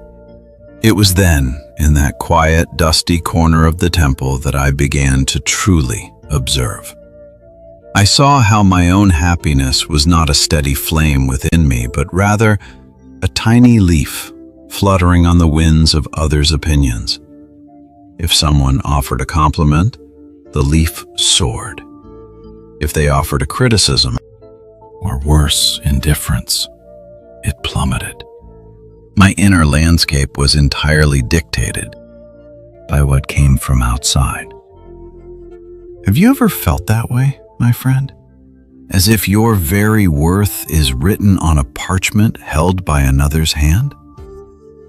This old monk has walked many paths, seen many faces, and I have come to believe deeply that the moments we spend truly alone, not just physically, but within ourselves, are sacred.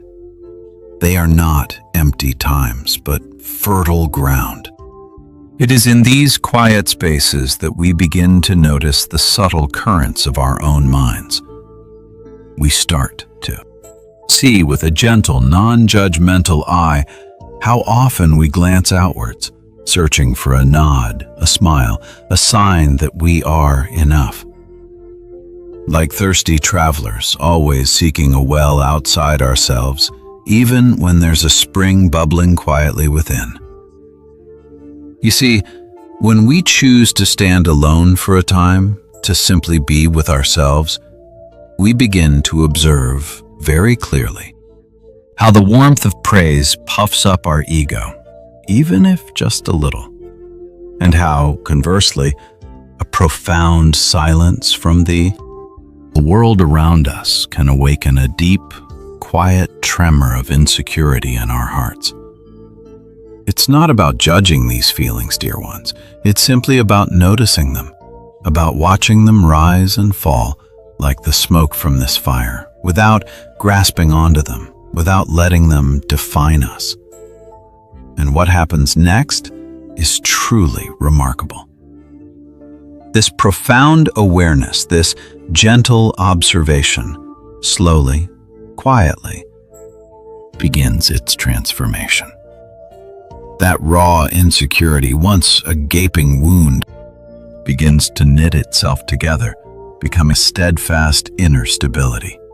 It's like a sculptor working with soft clay, not rushing, not forcing, but patiently, gently shaping something beautiful and strong. You start to truly validate your own diligent efforts, my friend. You watch your own hands work. You feel your heart's intention, and you appreciate your own progress, even if no one else is there to offer a single clap. This is when you recognize your innate strengths, the quiet power that resides within you, without needing another person to point them out. It's not a loud, boisterous confidence, mind you. It's a quiet, deep self-respect, like the roots of an ancient tree reaching deep into the earth. Rejection, then, no longer feels like a spear piercing your very identity. It simply feels like a natural difference in preference, like choosing green tea over black. And silence from others, it doesn't feel like a damning judgment of your inadequacy. No, it feels like welcome space, a calm expanse where your own thoughts can unfurl like petals opening to the morning sun. You see, you stop chasing after those who seem to overlook your worth, because you have already, with unwavering certainty, recognized that worth within yourself. This kind of confidence, it is calm. It is not boastful, nor does it clamor for attention. It doesn't need to prove anything to anyone. Instead, it rests peacefully like a still pond reflecting the sky, steadfastly within your own being. And the more you tend to this inner garden, watering it with self-awareness and gentle acceptance, the less desperate you become for any external reassurance. The thirst simply fades. When and if you eventually step into a relationship from this profound place of inner validation, everything truly, fundamentally changes. You no longer depend on a constant stream of compliments to feel secure. The gentle changes in another's mood or behavior no longer send you into a panic like a boat caught in a sudden squall. You no longer tolerate disrespect simply to avoid the deep discomfort of being alone. Oh no, my dear ones. You know your intrinsic value, entirely independent of someone else's affection. Being single in this light becomes a sacred, invaluable period. It is the time when you meticulously construct this unshakable inner foundation. Brick by quiet brick, it is the precious time when you learn that your very existence holds profound meaning, even when no one else is watching, even when the world is utterly silent around you. It is when you discover, with deep personal resonance, that genuine self-respect feels far stronger and more enduring than any fleeting external approval. You realize with profound clarity that true and lasting confidence is cultivated in the quietude of silence, not in the clamor of applause. And once you truly internalize your inherent worth with unwavering certainty, no one can ever truly diminish or take it away from you. Not the sting of rejection, nor the pain of distance, nor the insidious trap of comparison. Your profound validation becomes internal, steadfast, and utterly unshakable, like a mountain that stands firm against all winds. This, my friends, is true spiritual strength. This indeed is genuine. emotional independence. And this is precisely one of the most magnificent advantages of choosing to remain single long enough to genuinely cultivate a deep and abiding love for your own self first. A love that shines from within, bright and steady, no matter the night.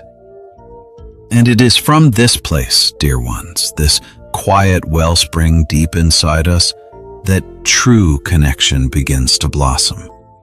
This old monk has seen it many times in the fleeting decades of my life. And truth so simple, yet often hidden beneath layers of yearning. You see, there is a gentle yet utterly profound law that governs our hearts and the people we draw near. It's like the surface of a still pond, reflecting the sky above. What stirs within you, my friend? The landscape of your own inner world? That is what shapes the rivers and pathways that lead to your doorstep. I remember a young woman from the village, little Su Yin, who often came to the temple with a heavy sigh. Her heart was always restless, always searching for a hand to hold, a voice to fill the silence in her small hut. She would tell me, "Master, I feel a hollow place here," and she'd touch her chest. And time and again, she found companions who, perhaps without meaning to, seemed to echo that very emptiness back to her. Some would promise much but deliver little, leaving her feeling even more alone. Others would cling so tightly out of their own fear that she felt suffocated. It was a pattern, clear as the moonlight on the temple stones, yet she couldn't see it then. Her relationships, each one, were like a reflection in a dusty mirror, showing her the questions she held about her own worth, the quiet doubts she harbored deep down. Have you ever felt that, my friend? That persistent feeling of incompleteness, like a missing piece that you instinctively look for in another person. It's a common human longing to seek completion. And when we carry that feeling of inadequacy, that subtle tremor of insecurity, we often, quite unconsciously, invite someone into our lives who might, sadly, feed that very insecurity. Or perhaps, if we doubt our own inherent value, we might accept kindness that is threadbare, or treatment that confirms those very doubts, thinking, "This is all I deserve." It is never a punishment from the heavens, no. It is simply a reflection, as clear as the firelight dancing on these old walls.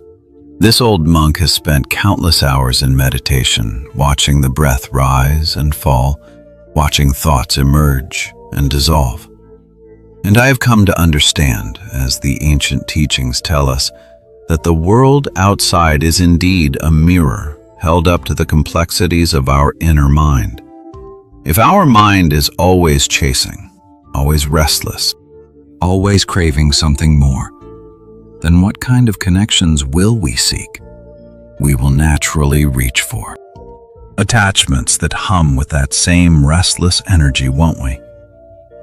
But if our mind, through quiet practice and gentle self-awareness, becomes deeply grounded, like an old tree with roots reaching into the earth, then what will we naturally draw to ourselves? Stability, my friend. A quiet calm. A genuine presence. Sometimes the greatest act of love we can offer ourselves is to simply pause. To choose to remain single, not out of fear, but with a deep, intentional purpose. It is a sacred space, this solitude. It is like stepping off the hurried path into a quiet grove to break that age-old cycle of attracting from a place of inner scarcity. You stop rushing into unions simply to escape the gnawing pangs of loneliness that sometimes whisper in the quiet hours of the night. You stop choosing someone just because they offer a fleeting spark of attention, a temporary distraction from your own thoughts. Instead, during this season of solitude, you begin to ask yourself questions that reach much deeper than the surface. What do I truly need? Not just to survive, but to flourish. What do I profoundly deserve in a connection, in a partnership that truly honors my spirit? It is a gentle yet powerful process, this healing. You tend to those tender parts of yourself that once felt so unworthy, like mending a torn robe. You look back, not with judgment, but with soft understanding at the patterns of your past relationships. You reflect on the kinds of individuals who once drew you in, like moths to a flickering lamp. Perhaps you realize, as I have seen many times, that you accepted less than your true self deserved, simply because the fear of walking alone felt heavier than the discomfort of an ill-fitting shoe. Maybe you mistook the turbulent rush of emotional intensity for the steady current of genuine compatibility. Or perhaps you were, without even knowing it, chasing after fleeting validation, a quick nod from another, instead of the deep, resonant hum of authentic connection. This profound awareness, my dear ones, it doesn't make you arrogant. No, it simply elevates your standards, gently, respectfully. Your expectations for a truly healthy partnership naturally rise, like the morning mist lifting from the valley. As your self-respect deepens and strengthens, you begin to understand that inner peace, that quiet contentment, is far more precious than any transient excitement. You begin to value genuine emotional safety, a feeling of being truly seen and held far more than any temporary fleeting passion. And when your heart is no longer clouded by the powerful grip of desperation, you begin to discern the subtle warning signs with a newfound swiftness, like an old woodsman sensing a change in the wind before the storm breaks. And when you sense that shift, my dear friend, when you have that profound clarity within, your steps become so much surer, don't they? Your choices, they are no longer born of a frantic scramble, but from the deep, still pool of understanding. It's like the waters of a mountain lake on a windless morning, reflecting the sky perfectly. I remember old Master Hu lived in the temple before me. He was the head gardener, you see. His hands, gnarled and wise, would shape the bonsai with such a slow, deliberate rhythm. He'd tell the young apprentices, "If you rush, the tree remembers. It will scar from a hasty cut or grow weak in the wrong soil. It will tell on your impatience." He never succumbed to panic, even when a harsh frost damaged precious blossoms. He would simply observe, his eyes calm, noting the subtle flaws in the pruning, the inconsistencies in the weather, learning from each lost branch. He didn't chase after fleeting blooms, he simply tended the soil, root by painstaking root, until his garden spoke of timeless beauty. That same calm, that same deliberate observation applies to the human heart, dear ones. We learn to watch, to truly see, not just the initial sparkle in someone's eyes or the easy laughter, but how they carry themselves when the world pushes back. How do they speak when their own comfort is challenged? Do they still meet your gaze, or do their eyes dart away, seeking an escape? How do they treat the silent server in the tea house, or the child who accidentally spills a cup? These are the small, quiet signals, like the rustling of leaves before a distant storm, that an inner stillness allows you to truly discern. And this clarity, this precious gift, is often most profoundly cultivated in the quiet embrace of solitude. When we are truly alone, not lonely, but truly alone, the world outside falls silent, and the inner world begins to sing its own unique song. Have you ever felt that, my friend? Lying awake on a night when the moon is full, the house quiet around you, and a sense of peaceful independence washes over you? It's in those moments that we create our own rhythms, our own routines that are just for us. Perhaps it's the quiet morning tea ritual, watching the steam curl upwards, or the evening walk along a familiar path, counting the stars. I recall a period in my youth after a long journey when I found myself dwelling in a small, remote hermitage. The days were long, filled with meditation and the simple tasks of tending a small garden. There were no voices but my own, no expectations but those I placed upon myself.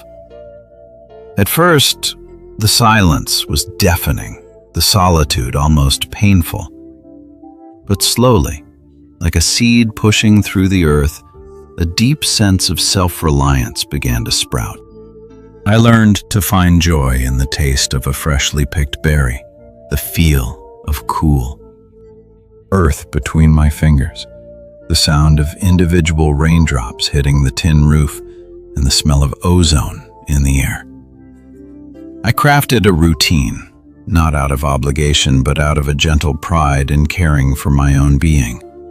It was then that I truly began to understand discipline, not as a harsh master, but as a loving friend that brought balance to my emotions, like a steady hand guiding a boat through gentle currents.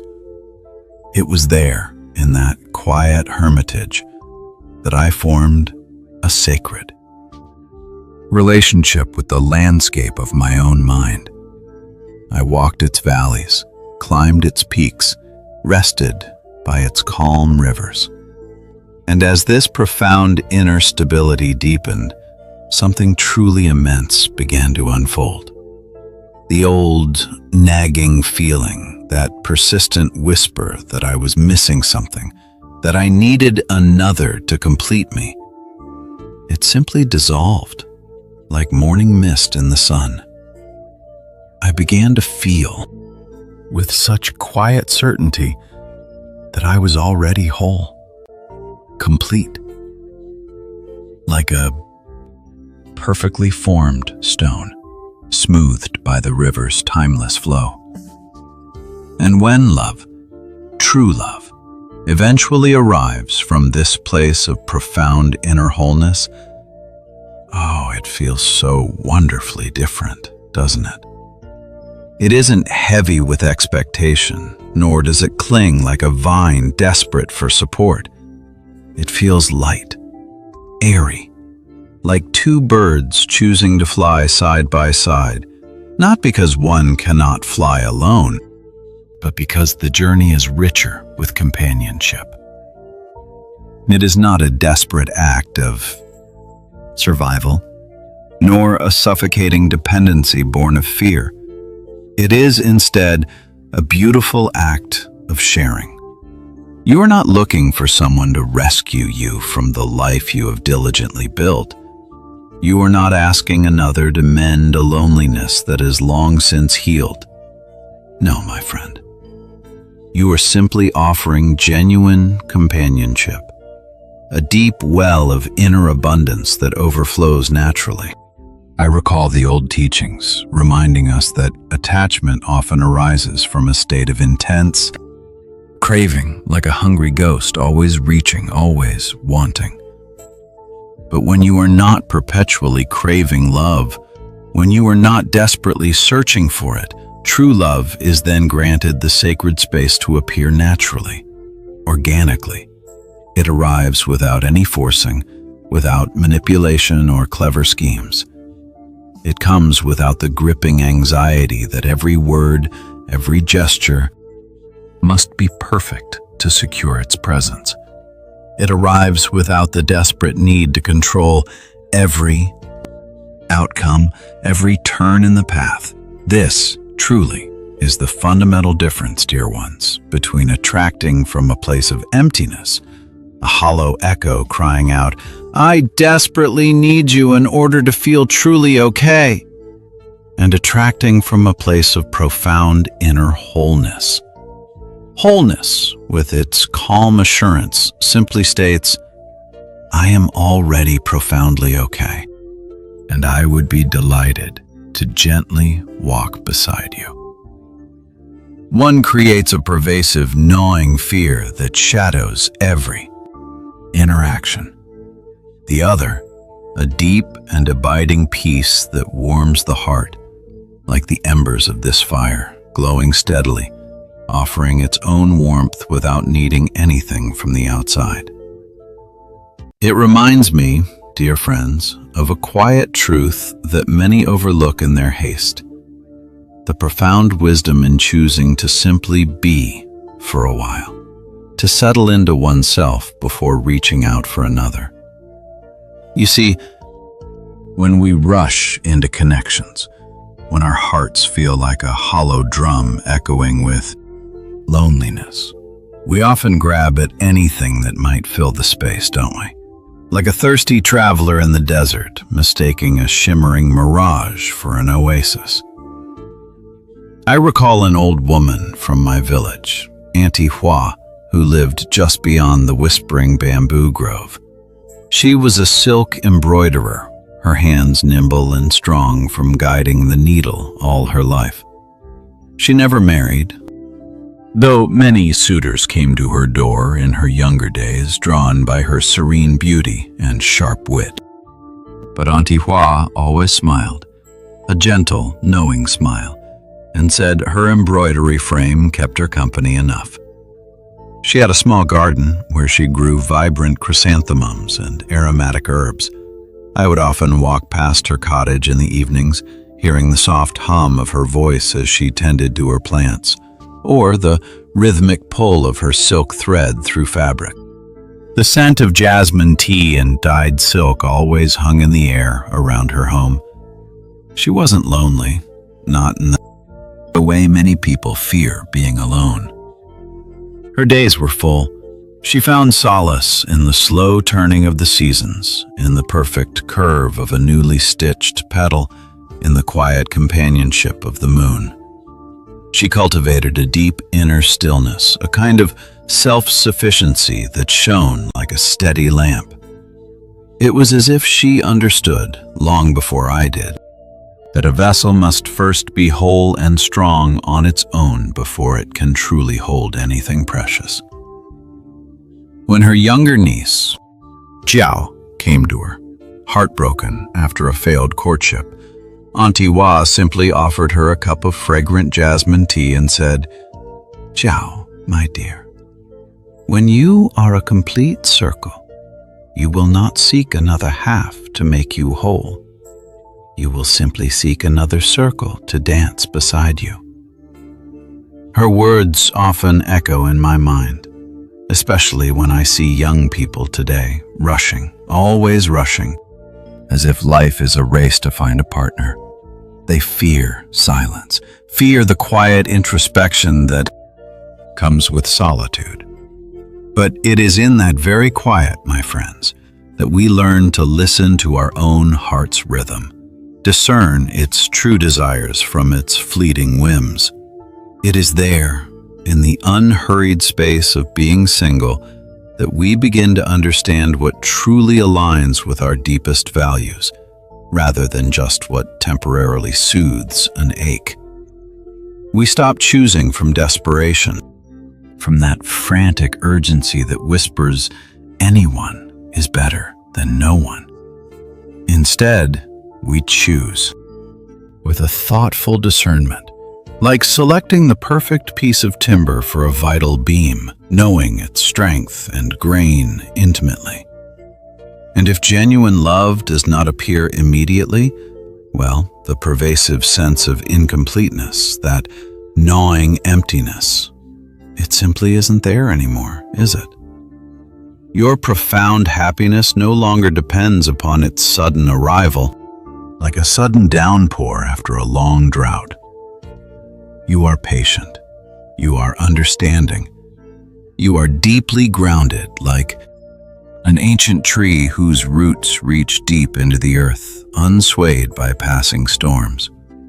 This trust, this deep and abiding trust, isn't in some external timing, but in your own self, your own unfolding path.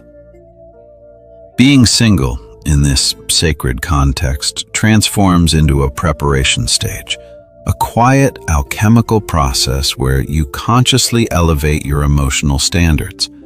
It is where you learn, with profound clarity, that love should beautifully complement your life.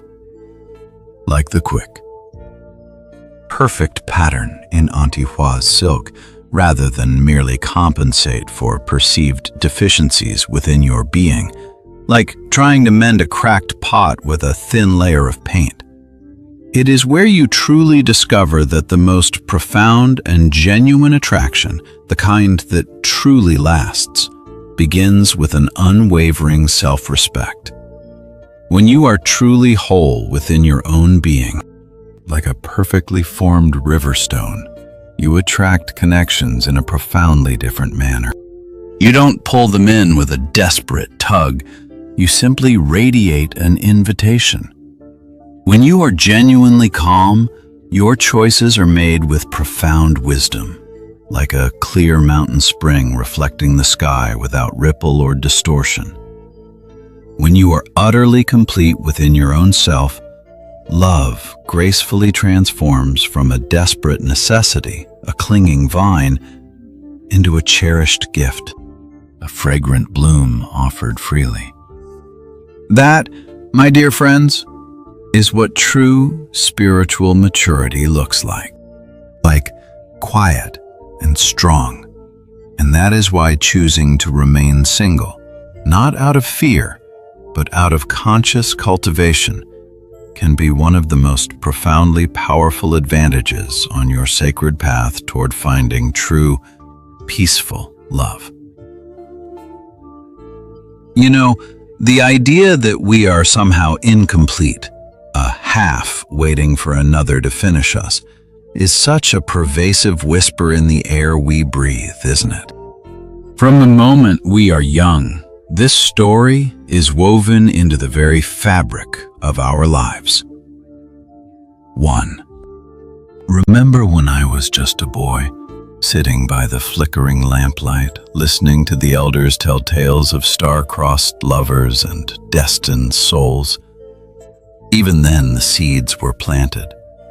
Later, as a young monk, I'd sometimes sneak into the village on market days and see the colorful posters for traveling plays, always depicting a yearning heart waiting for its missing piece.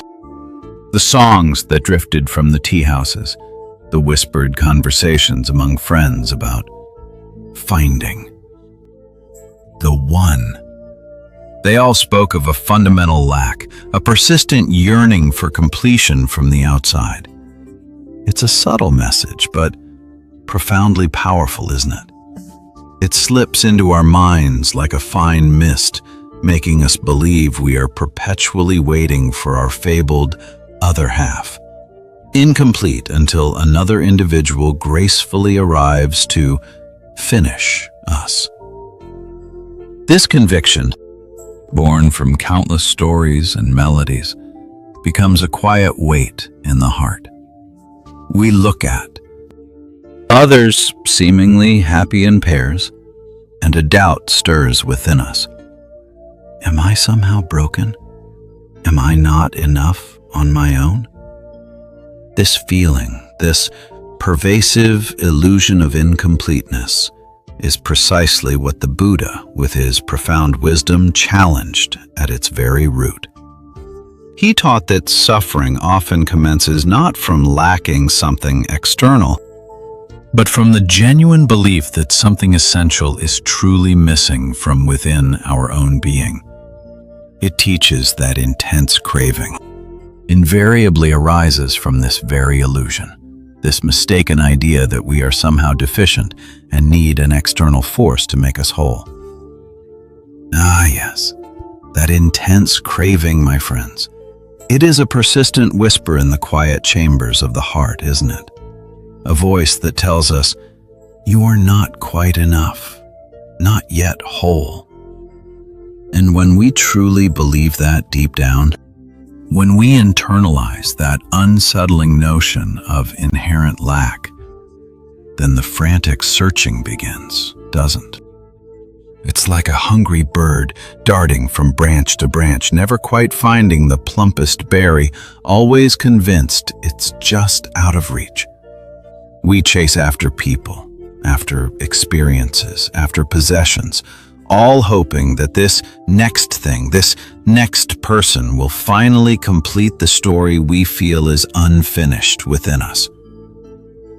I remember old Master Lin, my own teacher, sitting by the temple pond one crisp autumn evening. The last light of day was painting the water in hues of orange and purple, and the air carried the scent of fallen leaves and distant cooking fires. He wasn't speaking to anyone in particular, just gazing at the ripples. He said, "Mingxin, have you noticed how a single boat, moored securely, can weather any storm? But a boat constantly seeking another shore, another port, always finds itself restless, even in calm waters." He wasn't talking about boats, of course. He was talking about the heart. That incessant seeking, that relentless chase. It leaves us perpetually adrift, doesn't it? Sometimes life itself, in its profound wisdom, gently compels us to drop anchor, whether we wish to or not. Perhaps it is a period of singlehood, a time when the currents of companionship seem to recede. It is not a punishment, my friends, but a rare and invaluable opportunity. It is a chance to truly sit with your own self, perhaps for the first time without the constant echo of another's voice affirming or questioning your worth. There are no eyes watching you, no expectations to fulfill but your own. The world outside may be bustling, but your little corner of it becomes quiet, almost hushed. And yes, at first, this quiet can feel unsettling. Have you ever had a night like that? Lying in bed, the house utterly silent, and every little creak of the floorboard seems to amplify the whispers of your own mind. The mind, you see, has been subtly trained, like a diligent pupil, to equate aloneness with some profound deficiency. It tells you something vital is missing here. Look at your neighbors, dear Bao. Her home is always filled with laughter. Look at young Chen, always with a steady hand to hold. You may find yourself comparing your life's path to others, wondering if you've somehow lagged behind, missed a turn on life's grand journey. The silence can feel like an accusation, a space where something should be. But if you, with kindness and patience, simply remain present with those fleeting thoughts, if you watch them drift by like clouds across a boundless sky, without immediately grasping onto them or believing them to be the absolute truth, then something truly powerful, something ancient and deep begins to unfold within you. It's like watching a stream. At first, it's muddy from the rain, full of debris. But if you just sit by its bank quietly, eventually the mud settles and the water becomes clear, revealing the smooth stones beneath. You begin to realize that this persistent feeling of incompleteness, this nagging sense of something missing, is not a factual truth at all. No, it is simply a story, a narrative, one that you've passively absorbed from the air around you, shaped by cultural whispers, by the expectations etched into the very fabric of society, and by the ancient, primal fears that sometimes stir in the heart of every human. When you truly gaze upon your own self with profound honesty in that quiet, unburdened space, you begin to discern something else entirely. You feel the steady rhythm of your own breath in this very moment. You notice the subtle ways you are perpetually growing, like a tree reaching for the sun, though its growth is imperceptible day to day. You realize you are continually learning, even from the smallest mistakes or the simplest observations. You sense an inherent capacity for profound peace that resides within you, like a deep well that has always been there, just waiting for the commotion to subside so its waters can be seen. In truth, my friend, nothing truly essential is missing from your unique existence. Not a single solitary thing. This is what our ancient teachings, the wisdom of the Buddha, so profoundly point towards. They tell us that your inherent nature is already complete, already whole. Your profound awareness, the very light by which you perceive the world, is already complete. Your innate capacity for boundless joy, for unwavering discipline, for gentle kindness, and for enduring strength already flourishes deeply within your being, like hidden blossoms waiting for the right season. A romantic relationship, certainly, can add a beautiful companionship to your life, like a warm cloak on a cold night, or a shared song on a long journey. But it can never truly create your inherent worth. Your worth is not a thing to be manufactured or bestowed. It simply is. A partner can graciously share life's experiences with you, standing by your side through sun and shadow, but they cannot construct your very identity. Your identity is woven from the threads of your own spirit. When you profoundly understand this truth, when it settles deep into your bones like the warmth of this fire, your entire perspective on love, on connection, on all of life transforms utterly and completely.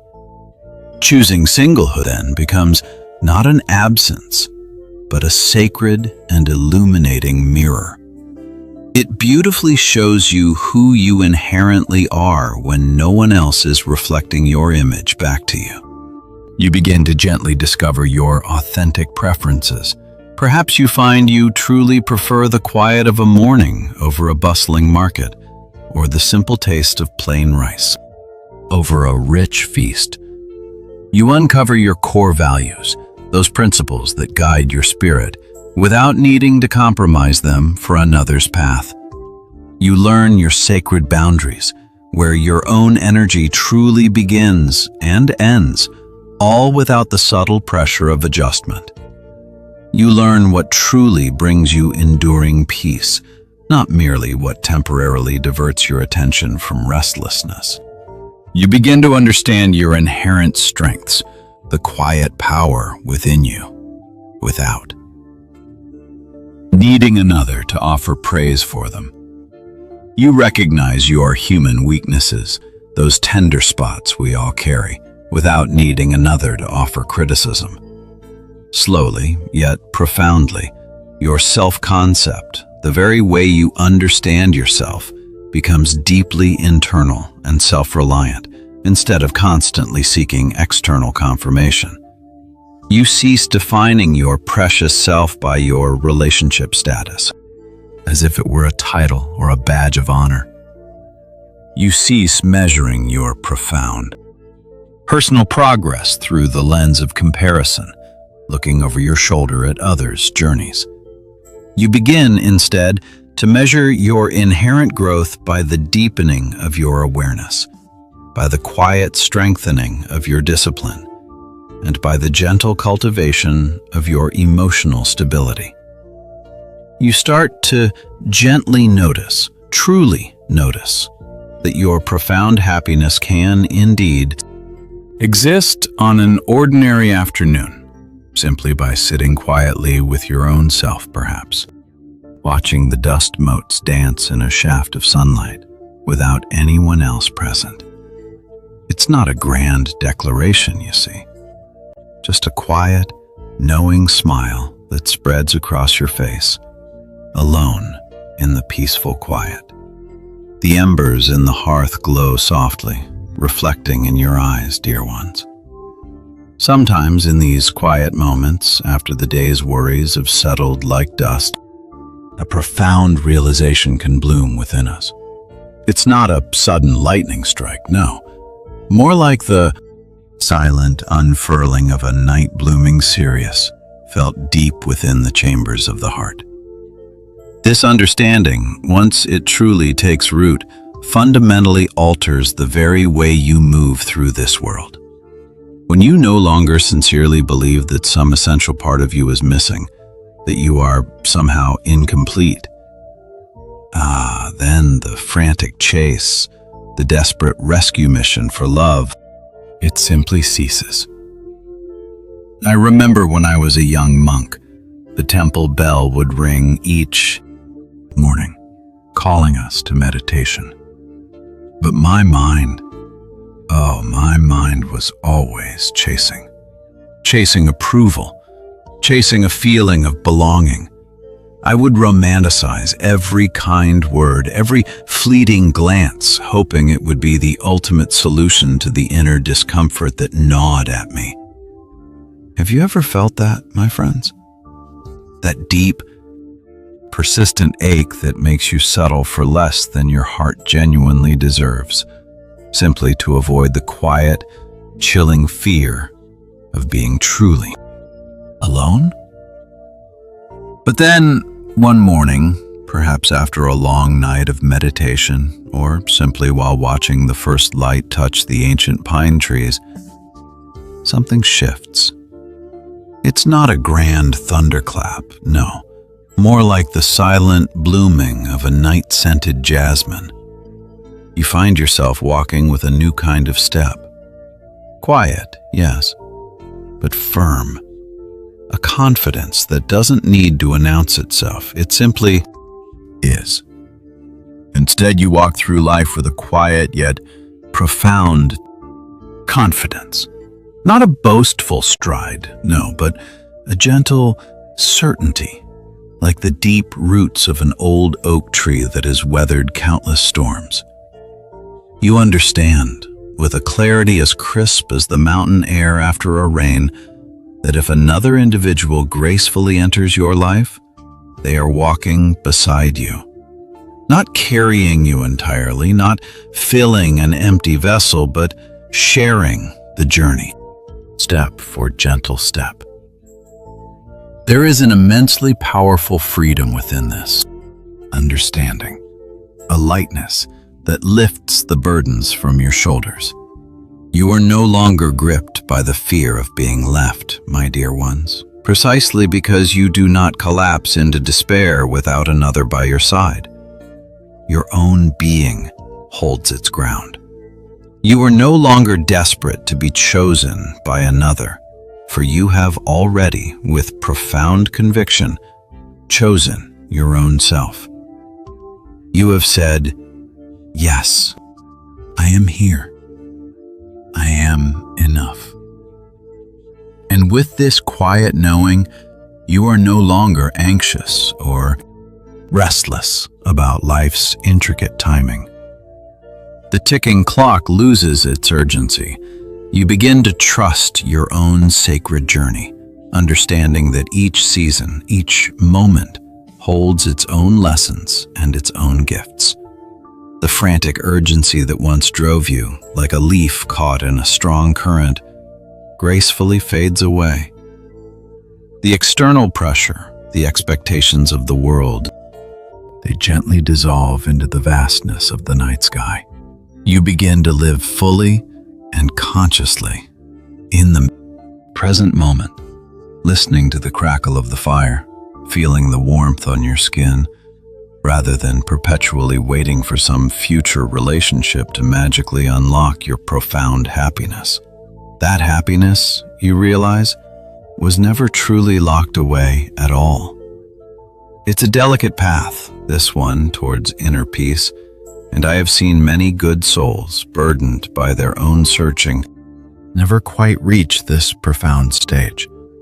They move from one attachment to another, like a bird, fluttering from branch to branch, ceaselessly searching for completion outside of their own being. They chase the scent of joy in external things, in other people, never pausing long enough with deep introspection to truly ask, what is this persistent feeling of lack truly about? They don't realize, in the quiet of their own hearts, that it was never truly about the absence of a partner, or a friend, or a particular achievement. No, it was profoundly about the absence of genuine self-acceptance, a gentle, unconditional embrace of the self. And sometimes, my friends, when you find yourself walking alone for a time, that solitude, that quiet space, it grants you the invaluable time to cultivate that profound self-acceptance deeply within your being. It is a gift, though it may not always feel like one in the beginning. It is the time to turn inward, to sit with yourself as you would a cherished guest.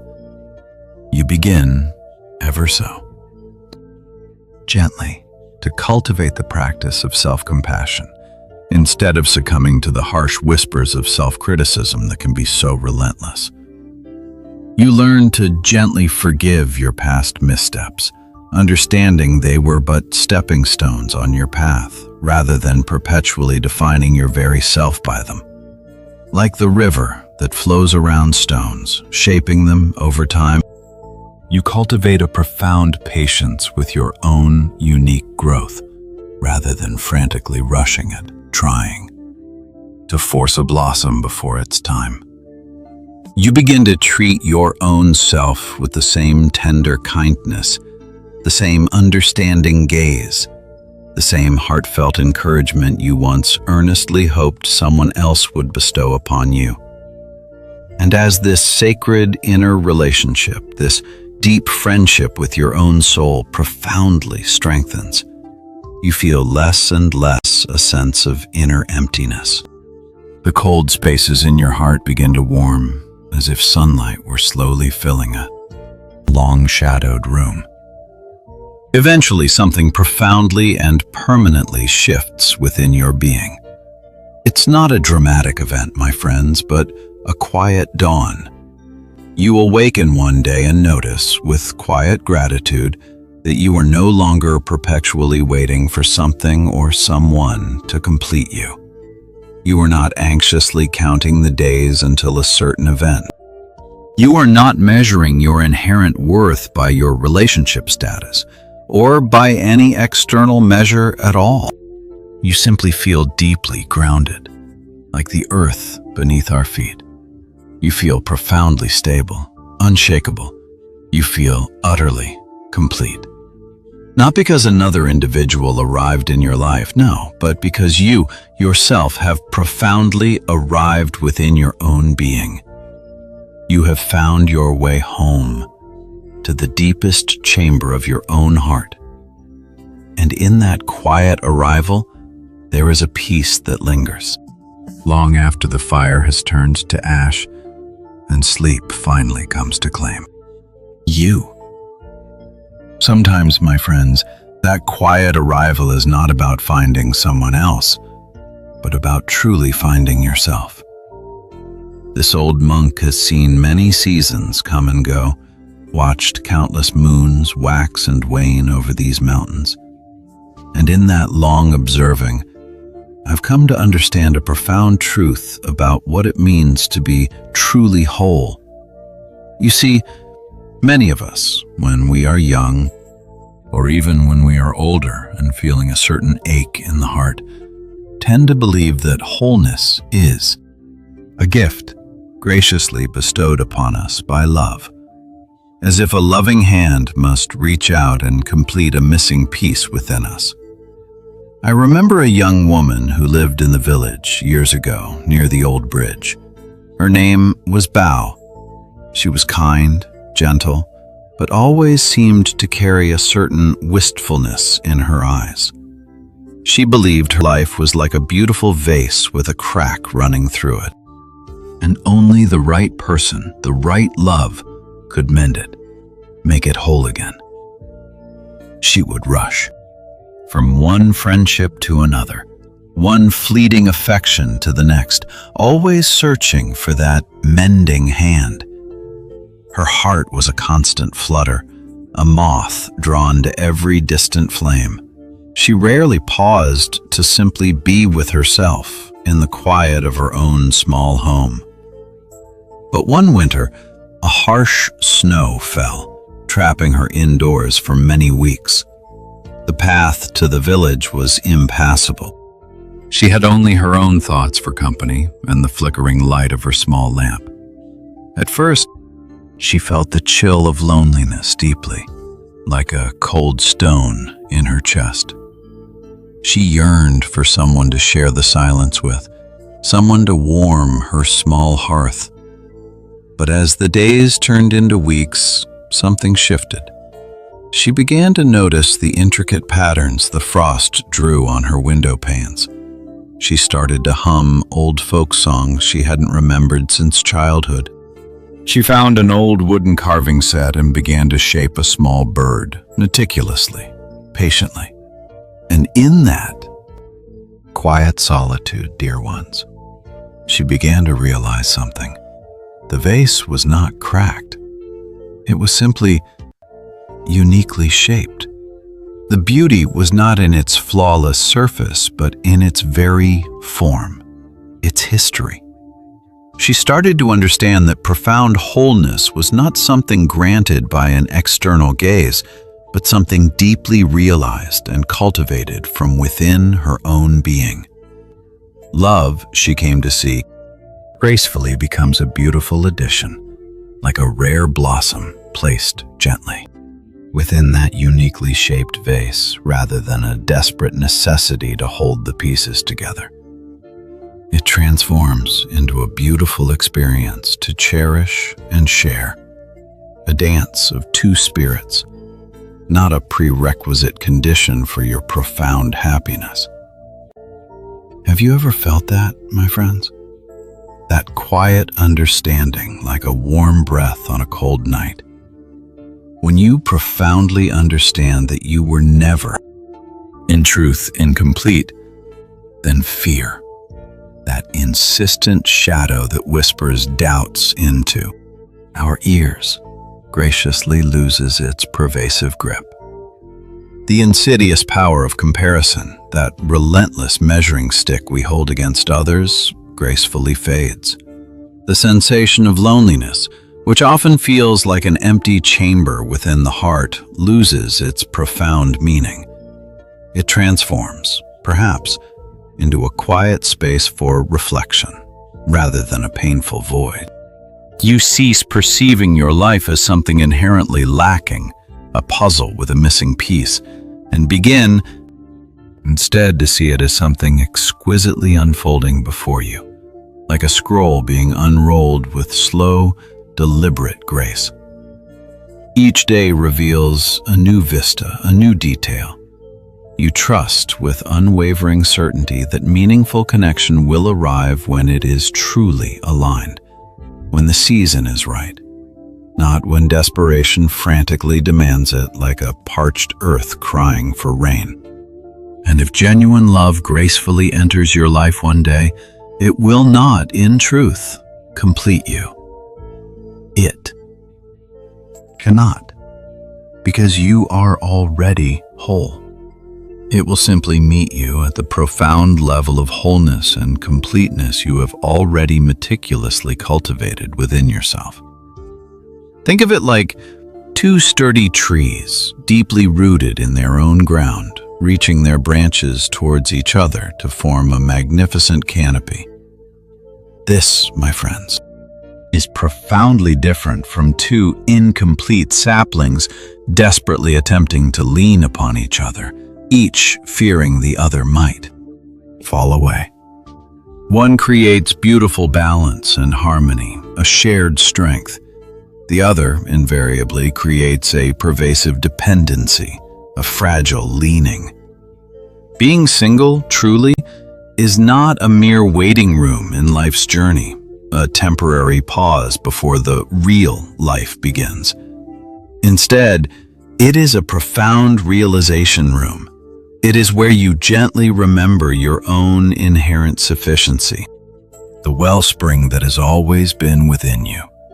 It is where you gracefully detach from the pervasive illusion that someone else holds the missing vital piece of your being.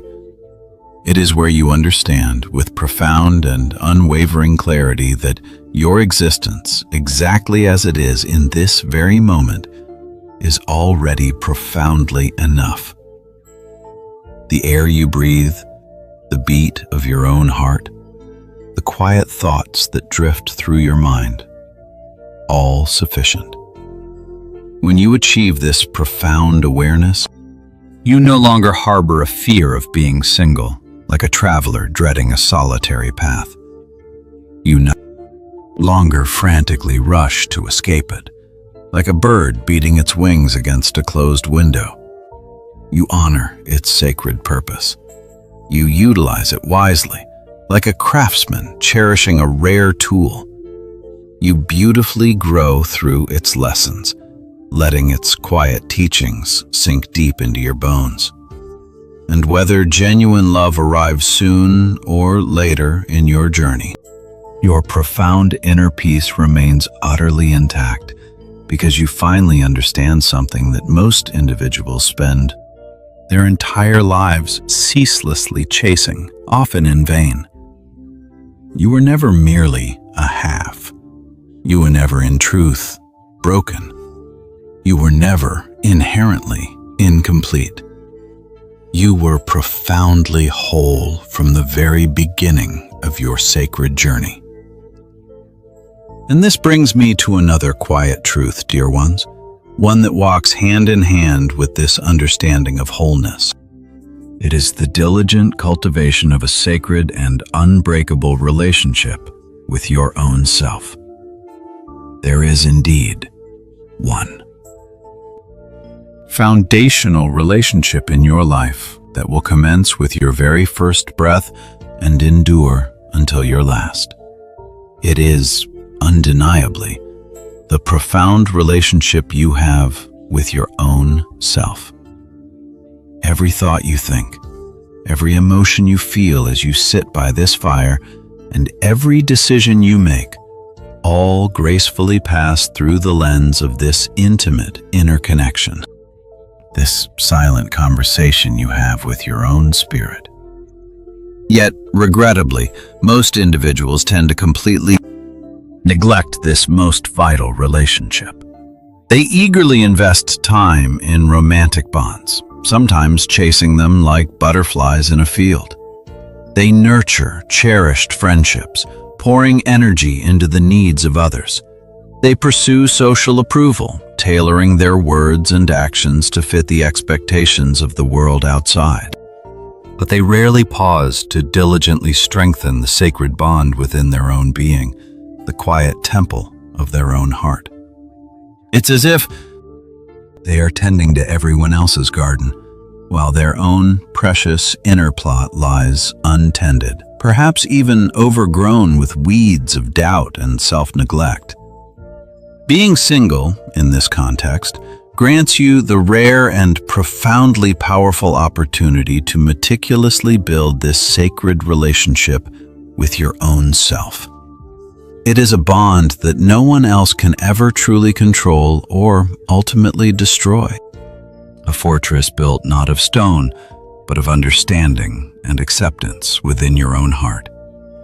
It is a quiet conversation you finally have time to truly listen to nurture, to respond to, day after day.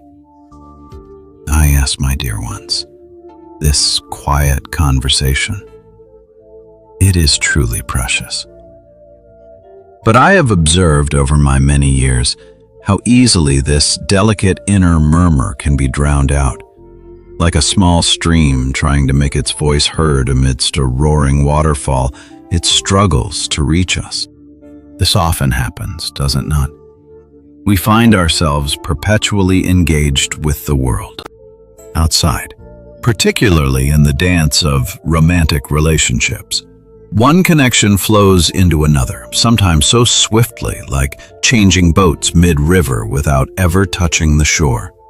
And when we live like this, my friends, our inner dialogue, that soft whisper of our own truth, often becomes profoundly shaped, even usurped by external voices.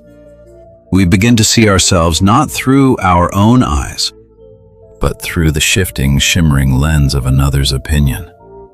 If they offer us praise, a sweet word, a loving glance, we feel a fleeting sense of elevation, as if we are suddenly taller, brighter, worthy. The joy is like a sunbeam through the clouds, warm for a moment, then gone. But then, if they criticize, if they frown, if their expectations are not met, we feel a profound diminishment, a shrinking deep within our bones. It's as if a cold shadow falls upon our very being and we question our worth, our very existence. Over days, weeks, years, this precious self-image, this sense of who we are, can become quite fragile, delicate as a butterfly's wing. It's because it rests entirely upon the fluctuating feedback of others, like a boat tied to a buoy in a restless sea, constantly tossed and turned. I remember once a young woman I knew. She always wore the most beautiful silk scarves. Her mother had taught her that a woman's worth was reflected in the admiration of others. So she spent her days seeking approval, her smile a little too wide, her laughter a little too loud. When her beloved praised her beauty, her whole world glowed. But the moment his attention drifted, she would wither, her spirit dimming like a candle in a draught. She was a reflection, not a source.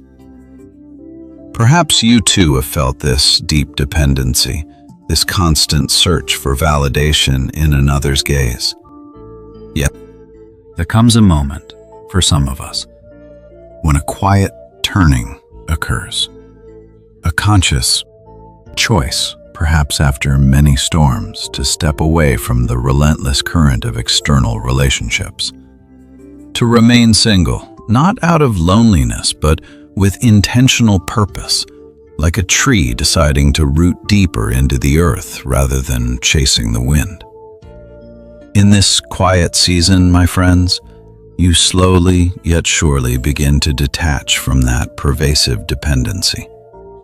It's a gentle untangling, thread by thread, from the expectations and opinions that have bound you.